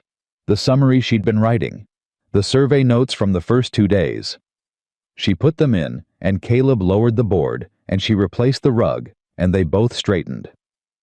Outside, nothing had happened yet. "Back door's bolted," Caleb said. "Don't open it for anyone but me." He went to the front. Eleanor stood in the kitchen and breathed. She was not afraid exactly. She was something beyond fear, something that sat on the other side of it, cold and sharp and entirely focused. She thought about the document case under the floor and the summary she hadn't finished, and the Thursday meeting with Reedy that had to happen, that would not be allowed not to happen. She went to the kitchen window. She could see Caleb at the porch rail. He was not hiding, not crouching. He was standing rifle in hand, visible in the dark, in the way of a man who is not going to be caught sneaking around his own property. It was, she thought, exactly right. You don't give ground you own. A voice came from below the gate. Whitmore. Male, deliberate, doing something with its volume that was designed to carry threat without being shouted. "Mr. Langley wants you to know that your current situation is unsustainable. He's prepared to make a fair offer on the North Ridge property, timber rights included." Caleb said nothing for 3 seconds. When he spoke, his voice was equally level, equally deliberate, and carried farther without effort. "Tell Mr. Langley," he said, "that the North Ridge isn't for sale, and that men who ride up private roads at night tend to find their circumstances change considerably by morning. A pause. "You've got a woman up there," the voice said. "She's got no claim on this property and no standing in any dispute involving it. Mr. Langley is concerned for her welfare. The audacity of it, using her as a pressure point, using concern as a weapon, moved through Eleanor like something electrical. She pressed her hand flat against the wall. "That woman," Caleb said, and his voice had dropped half a register, which made it somehow more dangerous than if he'd raised it, "is on this property as a legal employee. She's documented as such. Her presence here is my business and not Mr. Langley's. You tell him that too." Another pause longer. The horses moved, not toward the cabin away, back down the road. Eleanor exhaled. She heard Caleb come back inside. He came to the kitchen and looked at the rug over the floor compartment and then at her. "They weren't coming in," he said. "That was a message." "I know," she said. "They wanted us to know he knows, and to know he's willing to come at night." She looked at him. "He's frightened, Caleb. Men who are comfortable don't ride their people up private roads after dark. That's the behavior of someone who sees the ground shifting." "The ground is shifting," he said. "Yes." She pulled back a chair. "Sit down. I need to finish the summary tonight." "Eleanor, it's past midnight." "I know. And Thursday is the day after tomorrow, and I want everything documented before we walk into Reedy's office." She looked at him. "I'll sleep when this is done. Please make coffee." He looked at her for a moment with an expression she couldn't entirely read in the low light. Something layered, something that had more in it than the current situation. Then he went to the stove. She pulled the board up, took out the summary pages, replaced the board, smoothed the rug, and sat back down at the table with her pen. She wrote until 3 in the morning. Caleb stayed up. He didn't hover. He sat at the other end of the table with a mug of coffee and the soil management book, and didn't ask how it was going or whether she was tired. He was simply there in the way he was always there, filling the space without requiring it. At 3, she set down the pen. "It's done," she said. He looked up. "All of it. Everything we have, every number, every date, every document, the pattern across the 3/4, the Wyoming connection, the Finch conversation, everything." She looked at the pages. "When we add Reedy's survey records, there won't be any interpretation needed. It'll be plain." Caleb came to read over her shoulder. She felt him there, warm clothes, the familiar gravity of him, and she did not move away, and he did not step back. He read slowly, as he did everything. "This is thorough," he said. "It had to be. This is Eleanor." He straightened. He was very close. "This is the kind of document that ends a man's operation. If the federal office looks at this, Langley is finished." "That's what it's for," she said. Howe was quiet for a moment. She could feel him thinking the particular quality of his silences had become legible to her, in the way that things become legible when you live close to them, reading the variations within what looks like stillness from the outside. "When I came to this mountain," he said, "I thought I was done, with all of it, fighting and losing and rebuilding and—" He stopped. "I thought I was done. I wasn't planning on any of this." "Neither was I," Eleanor said. "I want you to know," he said carefully, "that whatever happens with Langley, however this resolves, you've already changed things here, for the better. That's not nothing." She turned to look at him. He was right there, and the lamp between them was low, and the mountain outside was dark and silent after whatever message Langley's men had come to deliver. "Caleb," she said. Stop talking like we've already won." He blinked. "We haven't won yet," she said. "Thursday comes first. Reedy's records come first. The summary goes to Helena first. Then we take stock of what we've done." She met his eyes. "I'm not done yet." Something in his face shifted. The warmer thing, the careful thing, the thing he kept behind the steadiness. "No," he said. "You're not." She put the summary back in the floor compartment. She went to bed and slept for 4 hours. Thursday was hot, even by July standards, and the ride into town had the particular charged quality of a day when something is going to happen, and you don't know exactly what shape it'll take. Tom Reedy's office was above the surveyor's supply on the east side of Main Street. They tied the horses at the corner, not directly in front, and went up the stairs without announcing themselves. Reedy had the door open. "Whitmore." He nodded. "Miss Hayes." He had the records on his desk already, 8 years of survey books bound in order by year and quarter, everything dated and initialed. Eleanor sat down and opened the first book. She worked through them with the particular focused speed she brought to account work when time mattered, not rushing, not missing anything, but not stopping either. The survey records were meticulously kept, which was both a function of Reedy's honesty and now their greatest asset. Every board foot recorded, every site documented, every quarter accounted for. She compared them to the payment records she'd brought from the ranch accounts. For Caleb's operation, the adjusted rate matched perfectly to the survey reduction, which meant the underpayment had been calculated precisely from Reedy's numbers after they reached Langley's office. Someone had taken Reedy's honest documentation and used it to construct a precise and invisible theft. She moved to the records for the other 3 operations. The same pattern. Different names, different years, but the same structure, a quarter or two of correct payment, a letter or a question from the landowner, and then a quiet adjustment downward maintained until the landowner stopped asking. One operation's adjustment had never corrected. It had been maintained for 5 years. Eleanor set the book down. "Who owns the Callahan Ridge timber rights?" she said. Reedy looked at the book.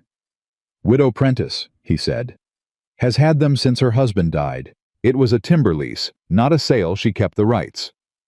Mrs. Prentice, 71 years old with a blackberry garden and eyes like thumbtacks, who had told Eleanor that Caleb Whitmore was the most straightforwardly decent man in this county, who had been shorted on her timber payment for 5 years and hadn't known it because nobody had shown her the numbers. Eleanor looked at Caleb. He looked back at her with the expression of a man who has just had something he suspected confirmed in a way that settled it permanently. "How much?" he said quietly. She did the arithmetic in the book margin. She showed him the number. He was very still for a moment. "She's been managing on that income," he said. "She doesn't have family. The timber is—" He stopped. "That money was supposed to be what she lived on." Eleanor closed the survey book. She looked at Reedy.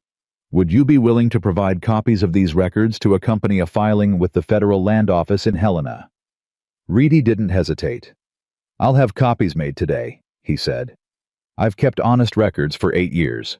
I've wondered sometimes what they were really worth." He looked at the books on his desk. Turns out they were worth exactly what honest records are always worth. Eleanor stood. "Thank you, Mr. Reedy." "Don't thank me yet," he said. "Thank me when Langley's finished." They went downstairs. On the street outside, she and Caleb stood in the July heat. "Helena," he said. "We can't mail this," she said. "It's too important, and the mail here it's not safe. Someone needs to take it in person." "I'll go." She shook her head. "We both go. 2 people walking into that office with documentation is harder to dismiss than 1. She looked at him. "Can you leave the ranch for 4 days? The Hendersons on the east boundary owe me a favor. They can keep an eye on the cattle." He said it without hesitation, which told her he'd already been thinking about this. "Then we go Monday," she said. "Monday." She looked down the street. Langley's office was 3 buildings down. She could see the sign from where she stood. Heavy black lettering.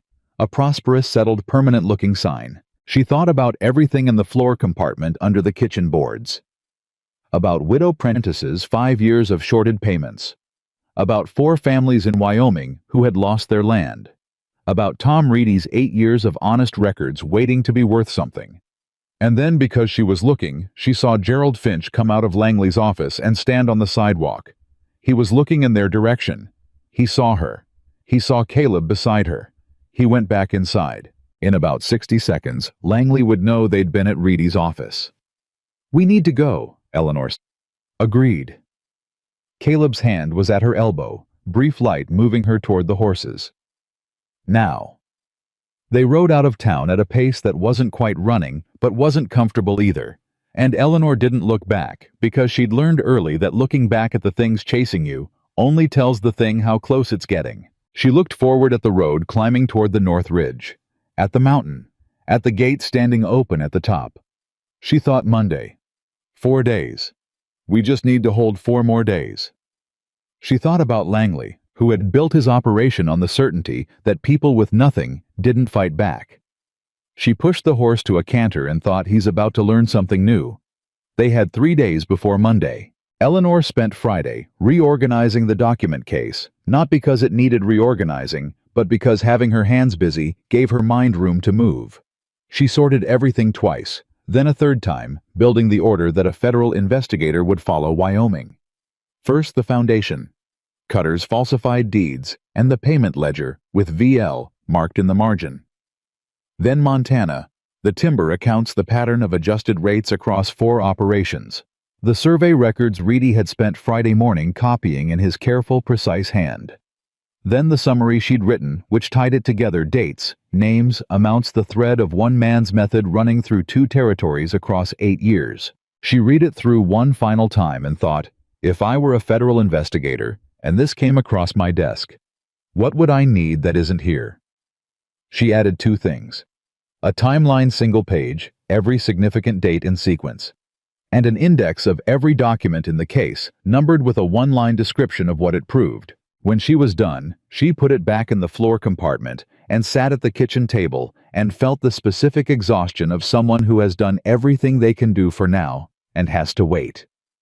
Caleb came in from the pasture at midday and looked at her face and put a plate of food in front of her without commentary. She ate it without arguing. Henderson's confirmed, he said, sitting down across from her. He'll check the upper pasture twice a day and keep the cattle from drifting east. Good. We leave before sunrise Monday, 4 hours to Helena if the road's clear. It'll be clear, she said. She wasn't certain of that, but she said it the way you say things that need to be true. The Federal Land Office opens at 8. I want to be there when it opens. He nodded. He was watching her with the particular attention he gave things he was concerned about, but wasn't going to say so unless she asked him directly. She'd learned that about him in the weeks on the mountain. He didn't offer worry as a currency. He just paid attention. What are you not saying? She said. I was quiet for a moment. I'm thinking about what Langley does between now and Monday, he said. Finch saw us at Reedy's office. Langley knows we were there. He knows we're building something. He's had 2 days to decide what to do about it. I know.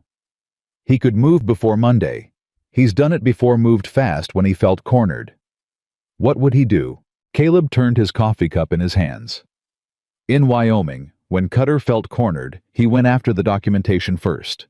Tried to recover the documents that tied him to the scheme. When that didn't work, he went after the people. He looked at her. In that order. Eleanor was still. The documents are under the floor, she said. Yes. He doesn't know that. No. He thinks they're in the document case, probably in the cabin somewhere visible. He paused. Or he thinks you have them on you. She understood what he was saying. If Langley decided to move against the documentation before Monday, the most efficient way to do it was to intercept one of them away from the ranch. I'm not going into town again before Monday, she said. I wasn't going to suggest you should. I know. I'm saying it so we're clear. She looked at him. What about you? I've got supplies enough. I don't need to go anywhere. Then we stay on the property until Monday, and we don't give him anything to intercept. She said it cleanly, like a decision made, which it was. He can send messages and make offers and ride people up the road at night as many times as he likes. We don't move. Caleb nodded slowly. There's one more thing, he said. His voice had changed very slightly, the particular shift that meant he was about to say something he'd been holding for a while. What is it? Mrs. Prentice, he said. She should know, about the timber payments, about what we're doing. He paused. She's been shorted for 5 years, Eleanor. She has a right to know that before we walk into Helena, not after. Eleanor looked at him. He was right. Of course he was right. It wasn't their documentation alone. It was her money, her loss, her stake in this. Going to the federal office on her behalf, without her knowledge, felt like the same kind of thing Langley did. Making decisions that affected people without consulting them because it was convenient. Can she come up here? Eleanor said. I can ride down and ask. I won't say why, just that we'd like her to visit." He was already standing. "Be careful," she said, and said it before she could decide whether to. He looked at her. She met his eyes and didn't qualify it. "I will," he said. He went. Mrs. Prentice arrived 2 hours later on a good bay horse, sitting it with the straight-backed competence of a woman who had been riding since before most of the current residents of Caldwell Crossing were born. She came through this gate and dismounted and handed the reins to Caleb and looked at Eleanor on the porch with her thumbtack eyes. "You're the seamstress from Birch Street," she said. "The one living up here now." "Yes, ma'am." "Ruth Callahan says you've been stirring things up." "Ruth Callahan has excellent instincts," Eleanor said. "Please come in." They sat at the kitchen table, the three of them, same as with Reedy, same configuration, same gravity. Eleanor put the timber survey records in front of Mrs. Prentice and the corresponding payment records beside them, and walked her through the numbers. She didn't soften it. Mrs. Prentice was not a woman who required softening. The old woman looked at the numbers for a long time. 5 years, she said. "Yes, ma'am. He's been short paying me for 5 years. Yes." She was quiet. Her hands on the table were still the hands of a woman who had learned to hold things steady. "I always thought I was managing poorly," she said. "I thought the income seemed low, but I thought maybe the timber wasn't as good as Edgar had calculated when he set up the lease. I thought it was my fault for not understanding the business well enough." She stopped. Her voice hadn't changed. It was still controlled, but something in her face had shifted the specific expression of a person who has been carrying blame they didn't own and has just set it down. "It wasn't my fault." "No, ma'am," Eleanor said. "It was not." Mrs. Prentice looked at the calculation Eleanor had written in the survey book margin. The total. 5 years of shorted payments compounded. "That's how much he owes me," she said. "That's what the records show, yes." The old woman sat back. She looked at Caleb, then at Eleanor, and in her expression was something that had been built over 71 years and was not easily shaken, but was right now moved. "What are you doing about it?" she said. "We're going to Helena Monday morning," Eleanor said. "Federal Land Office. We have documentation of a pattern of fraud across 4 operations in this territory, and records connecting the same man to a land fraud scheme in Wyoming Territory 8 years ago." She held Mrs. Prentice's gaze. "We'd like your permission to include your timber records in the filing. It's your property and your loss. We won't use it without you saying so. Of course you have my permission." She said it immediately firmly the way she said everything. Then after a beat, "Is it dangerous?" Caleb said. "It may be." "For you two," she said. Not a question, an assessment. "Langley's been watching the ranch," Eleanor said. "He knows we've been at Reedy's office. He'll know we're going to Helena." Mrs. Prentice was quiet for a moment. "I know 2 men on the county sheriff's office," she said. "Good men, not Langley's men. If you told me who to speak to and what to say." "We can't go to the local sheriff," Caleb said. "Langley has connections there. Not all of them, but enough." "I didn't say the local sheriff," Mrs. Prentice said patiently. "I said men on the county office. The county seat is in Millbrook, not Caldwell Crossing. Those 2 men have been wanting a reason to look at Langley's operations for 2 years. She looked at Eleanor. "Give me something I can put in front of them, in writing. Something they can act on independently without going through the Caldwell office." Eleanor looked at Caleb. He looked back at her. She stood up, pulled back the rug, lifted the board. She took out a second copy of the summary she'd made, too. A decision she hadn't fully explained to herself at the time, but that now seemed obvious. She handed it to Mrs. Prentice. The old woman read it. She read all of it slowly, without hurrying, turning each page carefully.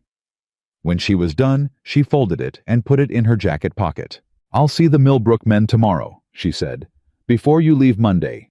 If I can put this in front of them Saturday, they can be in position before Langley knows you're in Helena." "In position for what?" Eleanor said.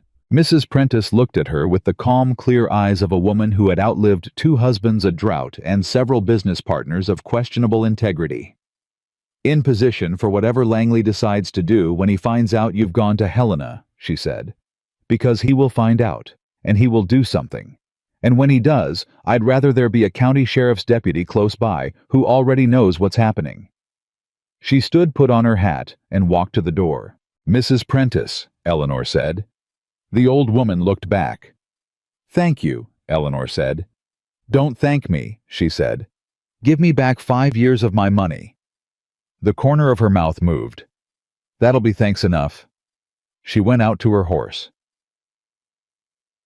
Saturday passed without incident, which Eleanor trusted less than she would have trusted an incident. Nothing happening was not the same as nothing being planned. She'd been in enough small-town silences to know that the quiet before something was a specific kind of quiet, the kind with weight in it. She kept the document case in the floor compartment. She stayed close to the ranch. She finished her work on the account books, completing the 6 months of backlog that had been Caleb's before she arrived, because the work was real and useful, and gave the day a shape that wasn't just waiting. In the afternoon, she went to the garden and put up 3 jars of green beans because they needed doing, and because she needed her hands occupied. Caleb was in and out, the cattle, the fences blaze, and the dun mare needing attention. He moved around the property with the unhurried competence of a man who knows his ground, and she tracked him by the sounds of it. The barn door, the corral gate, his boots on the porch. She had become, she realized, attuned to the sounds of where he was, in the way you become attuned to the rhythms of a place that has started to feel like yours. She was sealing the 3rd jar when he came into the kitchen. "Rider on the south road," he said. "Not coming up, just sitting." She set the jar down. "How long?" "I noticed him 20 minutes ago. Still there." "Watching the gate?" "Yes." They looked at each other. "He's counting us," she said. "Making sure we're both here, so he can tell Langley." "That's what I think." "That means Langley still doesn't know about Helena.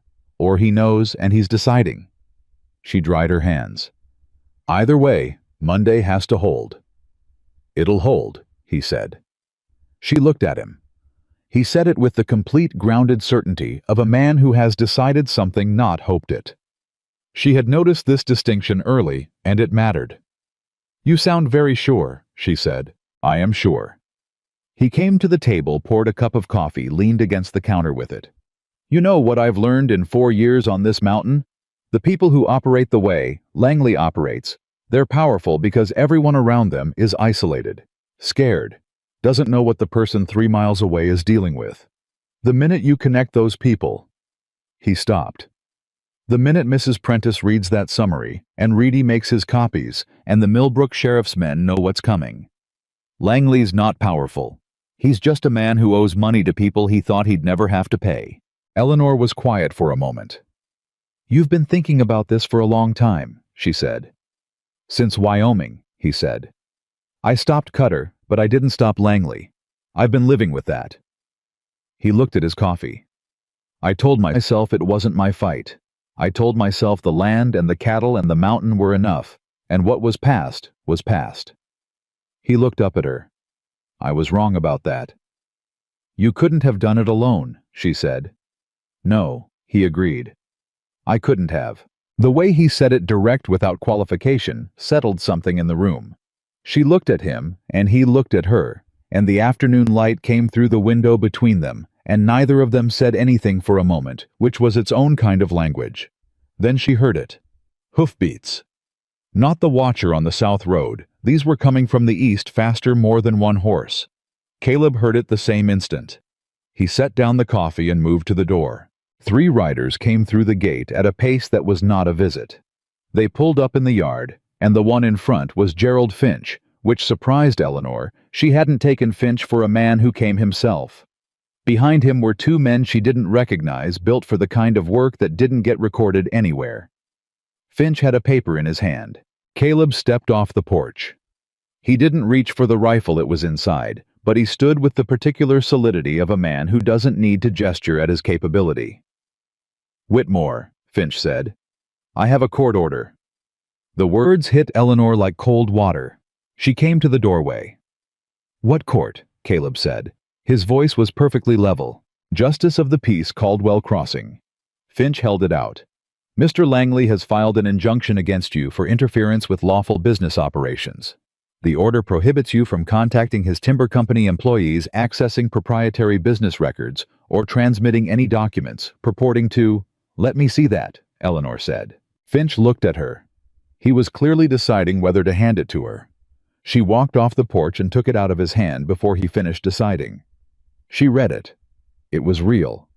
Or real enough, an actual document with an actual seal. Justice of the Peace, J. Alderman, Caldwell Crossing. She knew the name. James Alderman had been Justice of the Peace in Caldwell Crossing for 9 years and had served on 2 committees that Langley funded. The injunction was carefully written. It named Caleb specifically. It named Tom Reedy by implication without using his name, employees of Langley Timber Operations. It prohibited the transmission of documents obtained through unauthorized access to proprietary records. It did not name Eleanor. She read that twice to be sure. It did not name her. She looked up at Finch. "This order applies to Mr. Whitmore," she said. Finch's expression was arranged into something professionally neutral. "Mr. Langley's legal counsel has advised." "I'm asking you what the order says," Eleanor said. "Not what Mr. Langley's counsel has advised. This order as written applies to Caleb Whitmore. My name is not on it." A pause. "Miss Hayes," Finch said carefully, "I'd encourage you to understand your position here. You're employed by Mr. Whitmore. Any actions taken on behalf of this ranch are—" "I am employed by Mr. Whitmore," she agreed.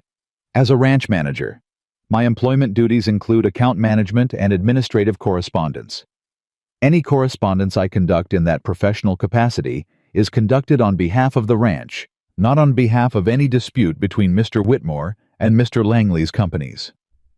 She handed the injunction back to Finch. "If Mr. Langley's counsel wants to issue an order that names me specifically, he's welcome to do so.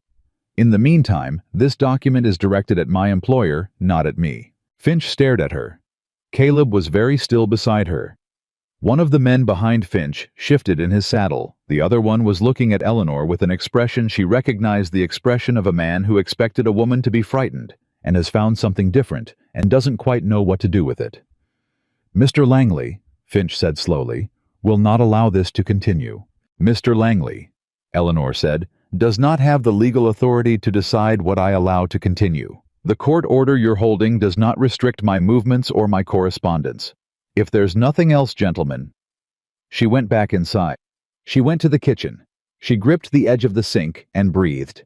Her hands were shaking, not from fear, from the sustained effort of perfect control, the way a hand shakes after holding something very heavy for a very long time. She breathed through it. She waited until it passed. She heard Finch and the 2 men leave. She heard Caleb come inside. He came to the kitchen and stood in the doorway. "Eleanor," he said. "They don't name me," she said before he could say anything else. "The injunction doesn't name me. It applies to you. You can't contact Reedy. You can't transmit the documents. But I can." She turned around. "I'm not a party to the injunction. I'm your employee, not your legal agent. Langley's counsel drafted it to stop you because you're the one who legally owns the account records and the Wyoming documents. He didn't think about me. He didn't think a woman with no property and no standing would be the one carrying the case to Helena." Caleb was looking at her with an expression she had never seen on him before. Something she couldn't immediately name because she hadn't seen it directed at her before. It was too direct for admiration, too warm for simple respect. "You're going without me," he said. "Yes." "Elena." "Caleb." She held his gaze. "If you ride to Helena, you're in contempt of a court order before we even walk in the door. The federal investigators will have to spend their time untangling the injunction before they can look at the documentation. Everything becomes about the procedural fight, not the evidence." She paused. "But if I go a ranch manager carrying account records and correspondence in the course of her professional duties, there's nothing in that order that touches it." "He'll know you're going," Caleb said. "The rider on the South Road. Let him know." She had already thought about this. "If Langley knows I'm going to Helena, he has 2 choices. He can let me go, in which case the documentation reaches the federal office and it's done. Or he can try to stop me, in which case a woman traveling alone on a public road is interfered with by men working for a property owner, and that is itself a federal matter. She looked at him. Either way, we win. Howe was quiet for a long moment. You're going alone, he said. Yes. That's 4 hours of open road. I know. His jaw was tight. She could see him working through it, not the logic which he'd already followed, but everything that wasn't logic, the part that wanted to put itself between her and the open road and wasn't going to be given that option. Reedy, he said finally. Let me send word to Reedy tonight. His copies of the survey records, he should bring them to you at the Millbrook Junction, not here. If Langley has someone watching this ranch, you shouldn't leave with a document case. She hadn't thought of that. She looked at him. You leave with your saddlebag, he said. Normal riding clothes, normal kit. Reedy meets you at the junction with his copies. His documentation travels with him to Helena separately. He paused. If anyone intercepts you on the road, you've got nothing on you they can take. And if they intercept Reedy, Reedy is a company surveyor going to the territorial capital on professional business. He's done it before. There's nothing unusual about it. He paused. I'll ride out tonight and talk to him. Explain what we need. The injunction says you can't contact him. The injunction says I can't contact employees of Langley's timber operations about proprietary business records. He looked at her steadily. I'll be contacting a neighbor about a personal matter, after dark. What Reedy and I discuss on a public road is between us. She looked at him. You know this is exactly what Langley does, she said. Works around the edges of what's permitted. The difference, Caleb said, is what we're working around it for. She couldn't argue with that. Be careful, she said. You keep saying that to me. You keep giving me reasons to. He held her gaze for a moment, that same layered, careful expression that had been building in him over the weeks. The thing he kept behind the steadiness, but that had started to show at the edges. Then he went to get his jacket. Sunday night Eleanor couldn't sleep. She lay on the bed in the room that had been built for a woman who never got to live in it, and looked at the ceiling and thought about the road to Helena. 4 hours. 300 miles south of the Wyoming border, where everything that had set this in motion had happened 8 years ago. A federal office with a seal on the door and an investigator inside who had the authority, if she could get everything in front of him, to make Langley answerable to something bigger than Caldwell County. She thought about all the ways it could go wrong. She got up at midnight and went to the kitchen and made tea and sat at the table in the dark. Caleb had come back from Reedy's around 10 and told her Reedy was in. They would meet at the Millbrook Junction at sunrise. Reedy would ride with her to Helena and speak for his own records. And that had added something to the case she hadn't calculated for not just a woman with documentation, but a company surveyor with 8 years of professional records willing to say in front of a federal investigator that those records had been misused. She was thinking about that when Caleb came into the kitchen. He saw her at the table. He didn't say anything about the time. He put water on and sat down across from her. Can't sleep either, she said. Never sleep well before something, he said. I've stopped fighting it. That's very wise. It's just true. He looked at the table. Eleanor, I want to say something before tomorrow. She waited. When I came into this territory 4 years ago, he said, I was finished. I was not. I was not a man who was planning anything beyond getting through the season, getting through the year. I'd built the ranch because building something is what I know how to do, but I wasn't. He stopped. He started again more carefully. I wasn't living here. I was existing here. There's a difference. She was very still. You came up this mountain with 3 coins and a needle you'd forgotten, he said, and you've spent 6 weeks making everything around you better by simply being competent and present and not afraid of what needs doing. He paused. That's not a small thing. That's... He looked at her directly. You changed what this place means to me. I don't know how to say that without it sounding like I'm telling you a thing you didn't ask to hear. Caleb, she said. I'm not asking for anything, he said quickly. I know the timing is... Caleb. She said his name more firmly. He stopped. She looked at him across the table in the dark kitchen, in the low light in the mountain quiet. I didn't ask to be seen, she said. I spent 11 years making myself small enough that nobody would look too close, because looking close usually meant finding a reason to think less of me. And you looked. You looked that first day outside Mercer's, and you kept looking, and you didn't find a reason. You just—" She stopped. "You just looked." I was very quiet. "That is also not a small thing," she said. The silence between them was the kind of silence that has something building in it. Pressure and warmth, the way air builds before weather. Caleb reached across the table. Not reaching for her hand, he set his hand on the table between them, open an offering of something without a demand attached to it. She looked at it. She put her hand over his. They sat like that for a while. Outside the mountain was dark and enormous, and completely indifferent to the fact that two people inside a cabin on the North Ridge had just said true things to each other across a kitchen table. "Come back safe from Helena," he said. "I will," she said. "Promise me." It was the most direct thing he'd ever asked of her. She understood what it cost him, a man who had already lost the things he'd loved, once asking not to lose again. "I promise," she said. She meant it completely. "Janam." She left before sunrise. Caleb walked her to the gate. He'd saddled her horse himself, checked everything twice, packed the saddlebag with food for the road and a rain slicker. He was doing all the things a man does when he wants to be useful and knows that the most useful thing he can do is let someone go.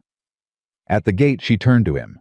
He looked at her, the way he'd looked at her that first morning outside Mercer's. That steady, bothered, honest look.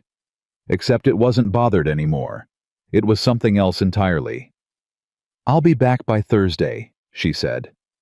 "I know." She hesitated for a moment.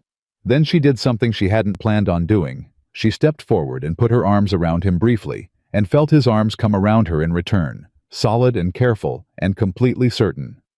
She stepped back. She rode through the gate and down the mountain road. At the Millbrook Junction, as the sun came up clean and gold over the eastern ridge, Tom Reedy was waiting with his survey books in a leather case, and the expression of a man who has made a decision he's fully at peace with. "Morning, Miss Hayes," he said. "Good morning, Mr. Reedy." She pulled up her horse. "Ready." "Been ready for 8 years," he said. They rode south. The road to Helena opened up ahead of them long and straight in the early light, and Eleanor Hayes rode it with the document summary she'd spent 3 nights writing in her saddlebag, and a surveyor's 8 years of honest records beside her, and the knowledge clear and steady as the morning air that she had promised to come back. She always kept her promises. She rode. The federal land office in Helena smelled like paper and ink and the particular staleness of a room where serious things had been decided for a long time. Eleanor walked in at 8 o'clock precisely. Reedy half a step behind her and presented herself to the clerk at the front desk with the calm, deliberate manner of someone who has 4 hours of riding behind her and no patience left for anything other than the thing she came to do. "My name is Eleanor Hayes," she said. "I'm the ranch manager for Whitmore Ranch, North Ridge, Caldwell Crossing. I'm here to file a fraud complaint with a federal land investigator.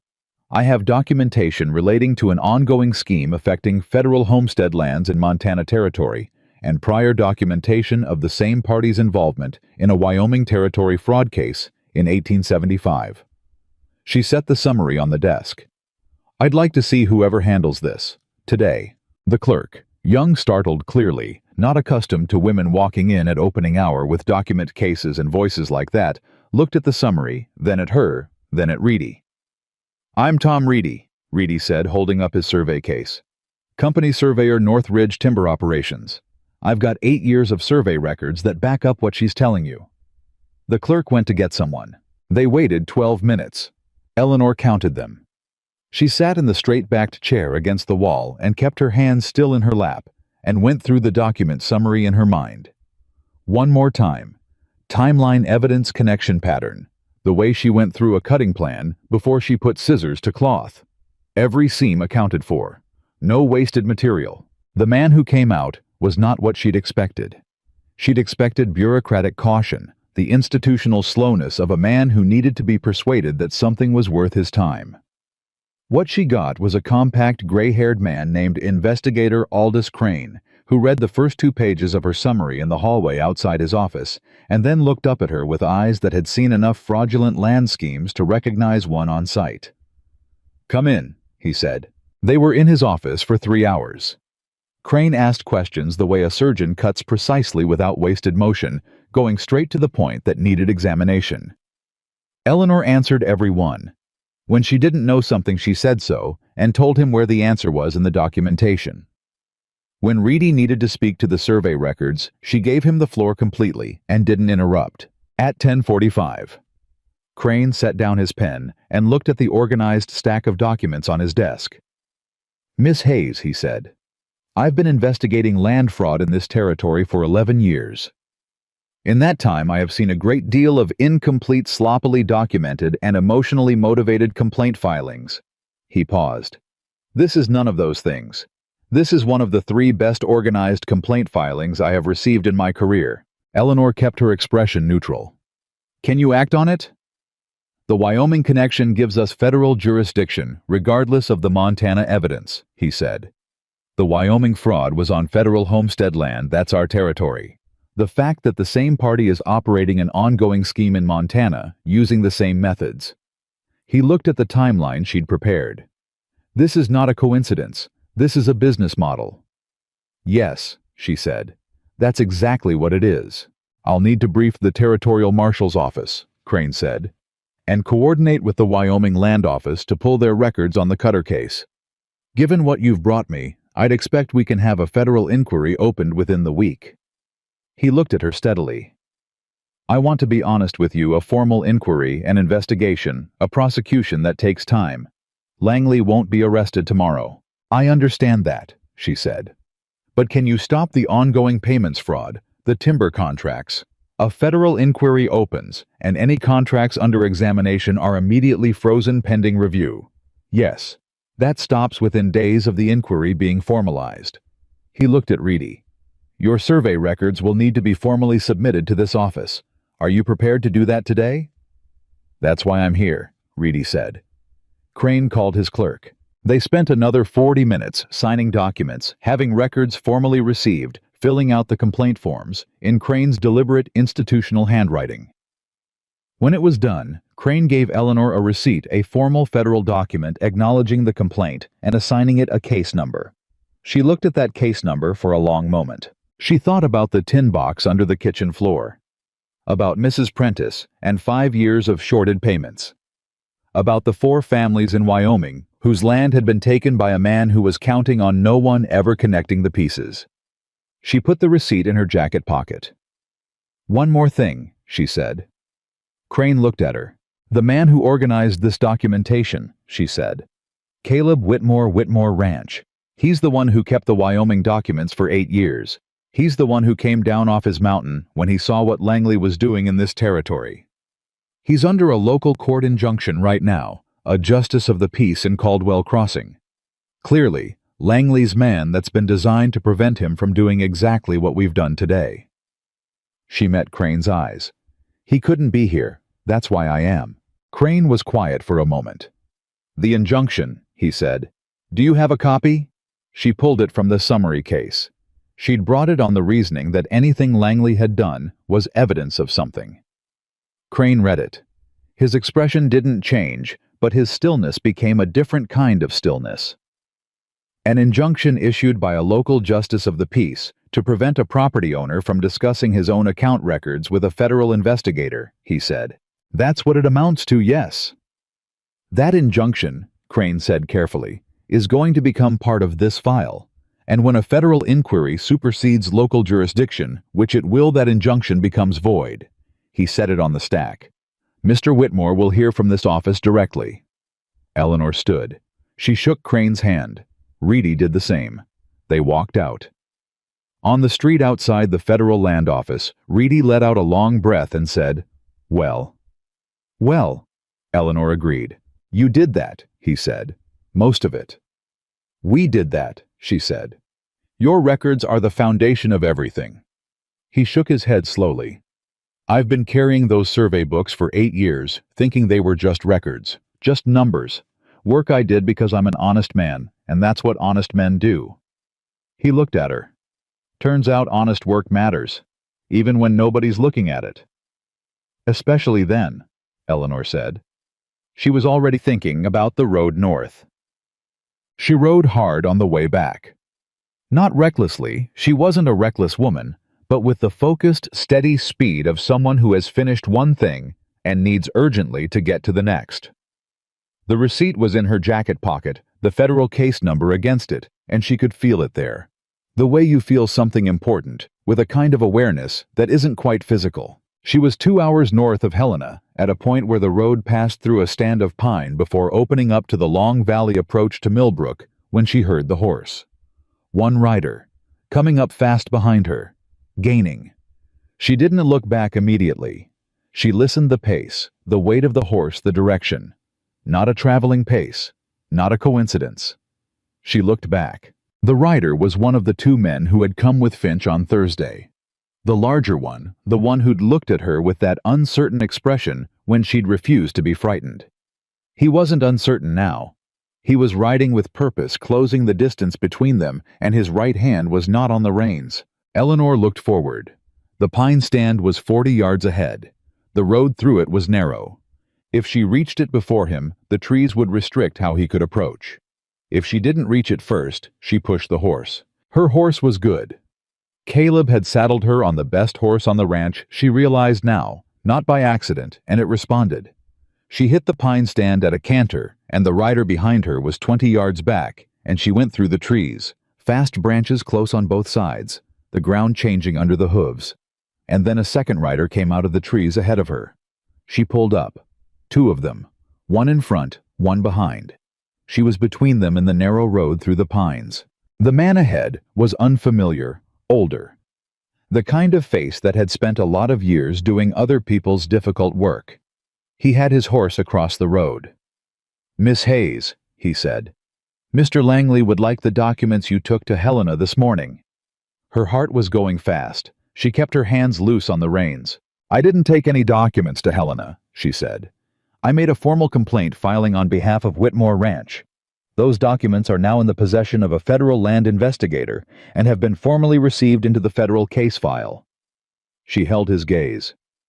"There's nothing in my saddlebag that would be useful to Mr. Langley. We'd like to check that for ourselves. You don't have the legal authority to, Miss Hayes." His voice was patient, which was somehow worse than if it had been threatening. "Mr. Langley isn't interested in legal authority right now. He's interested in recovering his property." The documents were never his property. "Step down from the horse." She didn't move. She thought, "I am alone in a pine stand on a road between Helena and Millbrook, and there are 2 men blocking both ends, and I have the receipt in my jacket pocket, and nothing else of use to them, but they don't know that, and if I give them the chance to search the saddlebag, they'll know in 60 seconds that there's nothing here." She thought, the filing is done. Even if they take me off this road, the filing is done. Crane has everything. The case number exists. This is over for Langley, whether they know it or not. She thought, but Caleb doesn't know where I am. The man in front of her moved his horse a step closer. And then from somewhere to the left, from inside the pines, a voice said, "That's far enough." Everyone went still. Sheriff's deputy. Not from Caldwell Crossing, from Millbrook County. He came out of the trees on a gray horse with his badge on his coat, and the steady expression of a man who had been waiting in those trees for something and had just seen it happen. A second deputy came out behind him. "Mrs. Prentice." Eleanor thought it with something that was close to wonder. Mrs. Prentice had put the summary in front of the Millbrook men on Saturday, and they had ridden out Sunday and waited. "James Colbert," the deputy said, speaking to the man blocking the road. "Step your horse aside. And you?" He looked at the rider behind Eleanor. "Both of you. Hands where I can see them." Colbert's expression did something complicated. He looked at Eleanor with the particular look of a man who has just understood that he miscalculated the board. "This is a private matter," he said. "No," the deputy said. "It's not. It's a federal matter as of this morning, and you just attempted to interfere with a witness to a federal investigation on a public road." He moved his horse alongside Colbert's. "Step aside." Colbert stepped aside. Eleanor rode through. At the edge of the pine stand, she stopped and looked back at the deputy. "Thank you," she said. "Mrs. Prentice says hello," he said. "She also says to tell you the green beans you put up Saturday are excellent, and she expects a jar." Eleanor almost laughed. The full weight of the last 4 days settled through her in that moment, the long way down the 3 hours with Crane, the receipt in her pocket, the pine stand, and now this, and she pressed her hand flat against her jacket over the receipt and breathed through it. "Tell her she can have 2 jars," Eleanor said. She rode north. "Tucker." She came through the gate at the North Ridge, just as the sun was dropping behind the western mountains 4 days, and everything changed, and Caleb was standing at the corral fence. He saw her and didn't move for a moment, just looked. Then he walked to the gate to meet her. She dismounted, and he was right there, and she said, "I'm back," which was perhaps the most inadequate possible summary of what had happened, but it was what came out. "I see that," he said. His voice was rough at the edges, in a way it never usually was. "It's done," she said. "The filing is done. Federal case number. Crane opened the inquiry, he said. Within the week, the timber contracts will be frozen pending review. And on the road back, Langley sent 2 men. She pulled the receipt from her pocket and held it up. "They didn't get this. The Millbrook deputies were there." Caleb looked at the receipt. He looked at her. "You're all right," he said. "I'm all right?" He took the receipt from her hand. He looked at the case number, the Federal Seal Crane's signature at the bottom. He turned it over. He looked at it the way he looked at things he was making permanent in his memory. 8 years, he said. "It's done," she said. He looked up at her. Something in his face broke open briefly. Not collapsed, not undone, but broke the way. A thing breaks when it's been held together under pressure for a very long time, and the pressure is finally released. Just for a moment. Just enough. Then he handed the receipt back to her and said, "Come inside. I kept supper." She followed him to the porch. 3 weeks later, the formal notice arrived from the Federal Land Office. Victor Langley's timber operations had been suspended pending investigation. All contracts were frozen. A federal inquiry had been formally opened referencing case number and the complaint filed by Eleanor Hayes on behalf of Whitmore Ranch with supplementary documentation from Tom Reedy, independent surveyor. Caleb read it at the kitchen table and set it down very carefully like something fragile. "Reedy's going to lose his job," Eleanor said. She'd been thinking about it. "Reedy resigned before they could fire him," Caleb said. "He told me Tuesday. He's going out on his own independent survey work. He's already got 2 clients. He paused. "I'm one of them." Eleanor nodded. Of course he was. "What about Langley?" "The federal process moves slowly," Caleb said. "He's not arrested. He may not be arrested for a year, but he's not operating. The inquiry is public record. Every business partner he has knows about it. His credit is being called in. The mill's under scrutiny." He looked at her steadily. "He's finished. Not today, but finished." "And Mrs. Prentice?" Caleb's mouth moved into the quiet, full smile she'd seen build in him over the months. Not the near smile, the real one, the one that was becoming more frequent. "The federal office has assessed back payments owed to her under the contract, with interest. She's going to get everything he took from her." Eleanor sat back. She thought about 5 years of a woman telling herself she was managing poorly, that the income was low because she didn't understand the business well enough. She thought about that weight being lifted and what it cost to carry it and what it would feel like to set it down. "Good," she said. That was the only word for it. They sat quietly at the kitchen table for a moment, the inquiry notice between them, the summer morning coming through the window.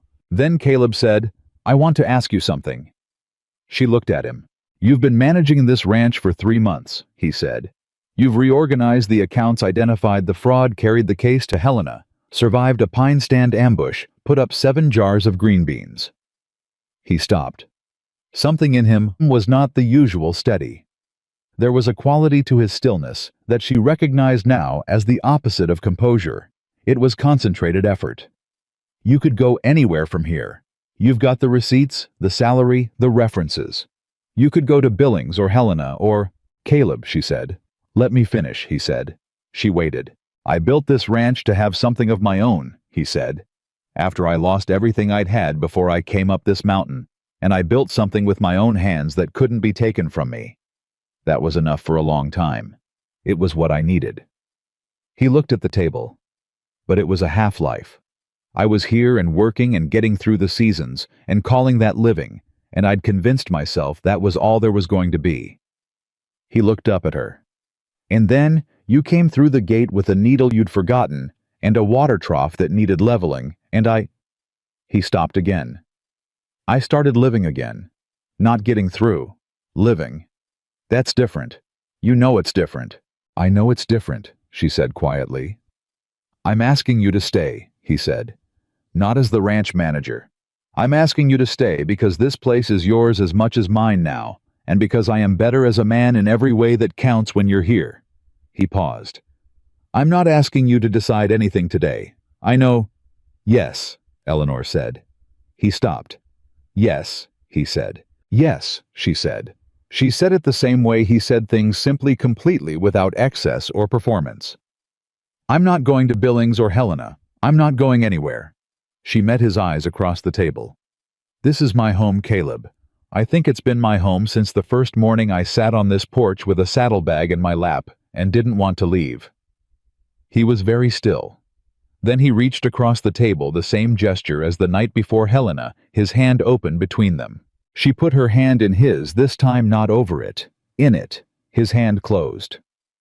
The wedding was in October, which meant the aspens had gone gold on the upper ridge, and the air had the particular clarity of Montana in early fall.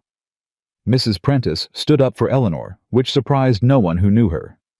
Tom Reedy came and the Henderson family from the east boundary, and a handful of people from Caldwell Crossing, who had revised their opinions in the months since the federal inquiry had become public record, and Langley's sign had come down off the Main Street buildings. Ruth Callahan, from the dry goods, came and cried, which was possibly the most unexpected event of the day. The justice of the peace who married them was from Millbrook, not from Caldwell Crossing. Eleanor had been specific about that. After there was a table set up on the porch, with food that Eleanor and Mrs. Prentice had spent 2 days making, and Reedy produced a fiddle from somewhere, and the mountain afternoon was warm enough that nobody wanted to go inside. Caleb stood at the porch rail with Eleanor beside him, and looked out at the land he'd built and the people who had come to stand on it.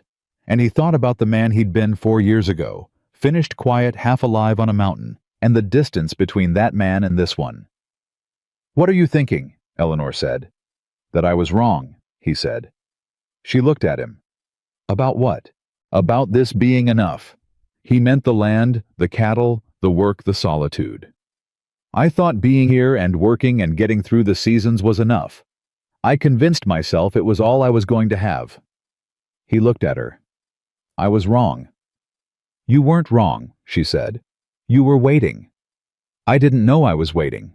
You kept the documents in the tin box, she said.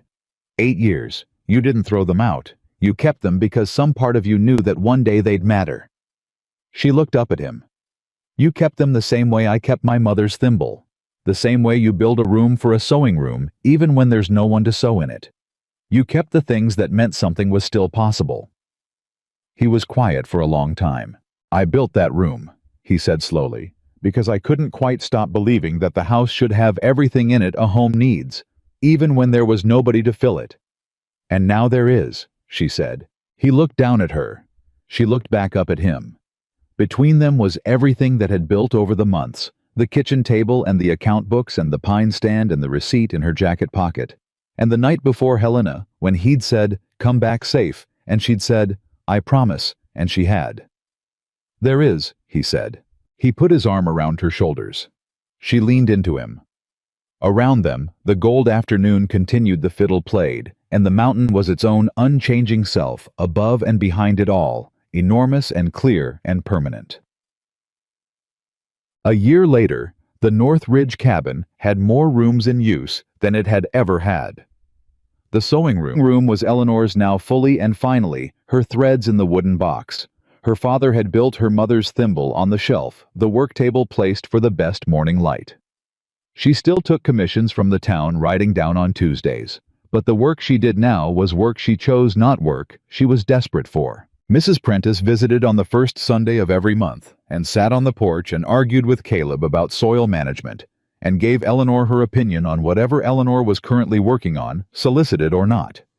She had received her full back payment from the frozen Langley accounts, and had, without particular fanfare, donated a portion of it to a fund for homesteaders' legal costs, because that was the kind of woman she was. Tom Reedy's independent survey operation was doing well. He had 4 clients now. He had also quietly provided documentation to 2 other landowners on the north and east ridges, who had discovered, with Eleanor's help, reviewing their accounts, that they too had been on Langley's list. The federal inquiry was proceeding. It would take 2 more years to reach a full prosecution. Victor Langley spent those 2 years in a kind of suspended consequence, not in jail, but not operating his assets, frozen, his name attached to a federal case file that anyone could read. It was not the swift justice that stories sometimes promised. It was the slow, grinding, certain kind, which was in some ways more complete. Harlan Mercer, at the general store, who had watched all of this from his counter, started offering Eleanor credit in July of that second year. She declined politely every time, not out of spite, out of the simple fact that she no longer needed it. Caleb still rode the upper pasture every morning before dawn. That hadn't changed, and wouldn't. It was the structure of a man who had been shaped by years of solitary work, and she didn't want to change it. She rose with him, now made the coffee, started the morning. They moved around each other in the kitchen, in the comfortable, practiced way of 2 people who have learned the shape of each other's habits and found them compatible. One morning in late summer, a Tuesday, the air already warm but not yet heavy, the mountains sharp-edged in the early light, he came in from the pasture and found her at the work table in the sewing room, head bent over something fine and careful. He leaned in the doorway. "What's that?" he said. She looked up. "A christening gown," she said. "Mrs. Henderson's daughter. Due in October." "That's good work," he said. "It is," she agreed. He looked at her for a moment, at this woman in this room, in this house, on this mountain, in the morning light, with her mother's thimble, and her good needle, and all the work of her hands visible in everything around her. "Eleanor," he said. She looked up again. "I'm glad you forgot the needle," he said. She looked at him. Then she laughed, a real laugh, unguarded, the kind she'd learned to let herself have in this place with this man. "I didn't forget it," she said. He went still. "What?" "I didn't forget the needle," she said. "I knew exactly where it was. I left it on the shelf in the tack room on purpose." She held his gaze steady and clear, and a little amused. "I wanted a reason to come back." The silence in the sewing room was the particular silence of a man recalculating several things at once. "You came back on purpose," he said. "Yes." "You let me believe. You believed what you needed to believe," she said. "I needed a reason that didn't require me to admit what I actually wanted. And what I actually wanted," she set down the christening gown, "was to come back here, to this place, to this." She met his eyes. "To you." He looked at her for a long moment. Then he came across the room and sat in the chair beside her work table close, and took her hand and held it. 12 years, he said quietly. "I've been on this mountain. 11 of those years I was alone, and 4 of them I was barely here at all. And then you walked through the gate." He shook his head slowly. "I used to think being alone was simpler, less to lose. And now," she said, "now I think I was wrong about what losing is." He looked at their hands. "Losing is going through your whole life and never having someone see you clearly. Never having anyone know what you're actually worth and stay anyway." He looked up at her. "I've got something now I can't afford to lose. And that used to be the thing that scared me most. Now it's just—" He paused. "Now it's just what's true." Eleanor looked at the man beside her. This mountain cowboy who had come down from his ridge on a July morning because he couldn't stand watching an injustice and had never quite gone back to who he'd been before that day. This man who had 8 years of grief in him and had carried it honestly instead of letting it make him cruel. This man who had kept a tin box of documents because he couldn't quite stop believing that truth mattered, even when nobody was looking. This man who had looked at her from the first and kept looking. "It's just what's true," she agreed.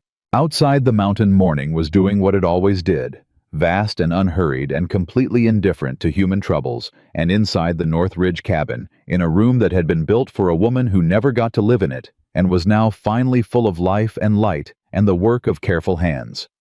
Two people who had each been broken in their own separate way sat together in the way of people who have found that the pieces when held beside each other fit. Not perfectly, not without the evidence of what had broken them, but fit. That was what home was. Not a place where nothing had ever hurt. A place where what had hurt you no longer defined you, because you had built something stronger in the same space where the loss had been, with the hands you still had, beside the person who had seen you clearly from the start. The morning opened around them, gold and certain, and Eleanor Hayes. Eleanor Whitmore now, and glad of it, picked up her needle and went back to work.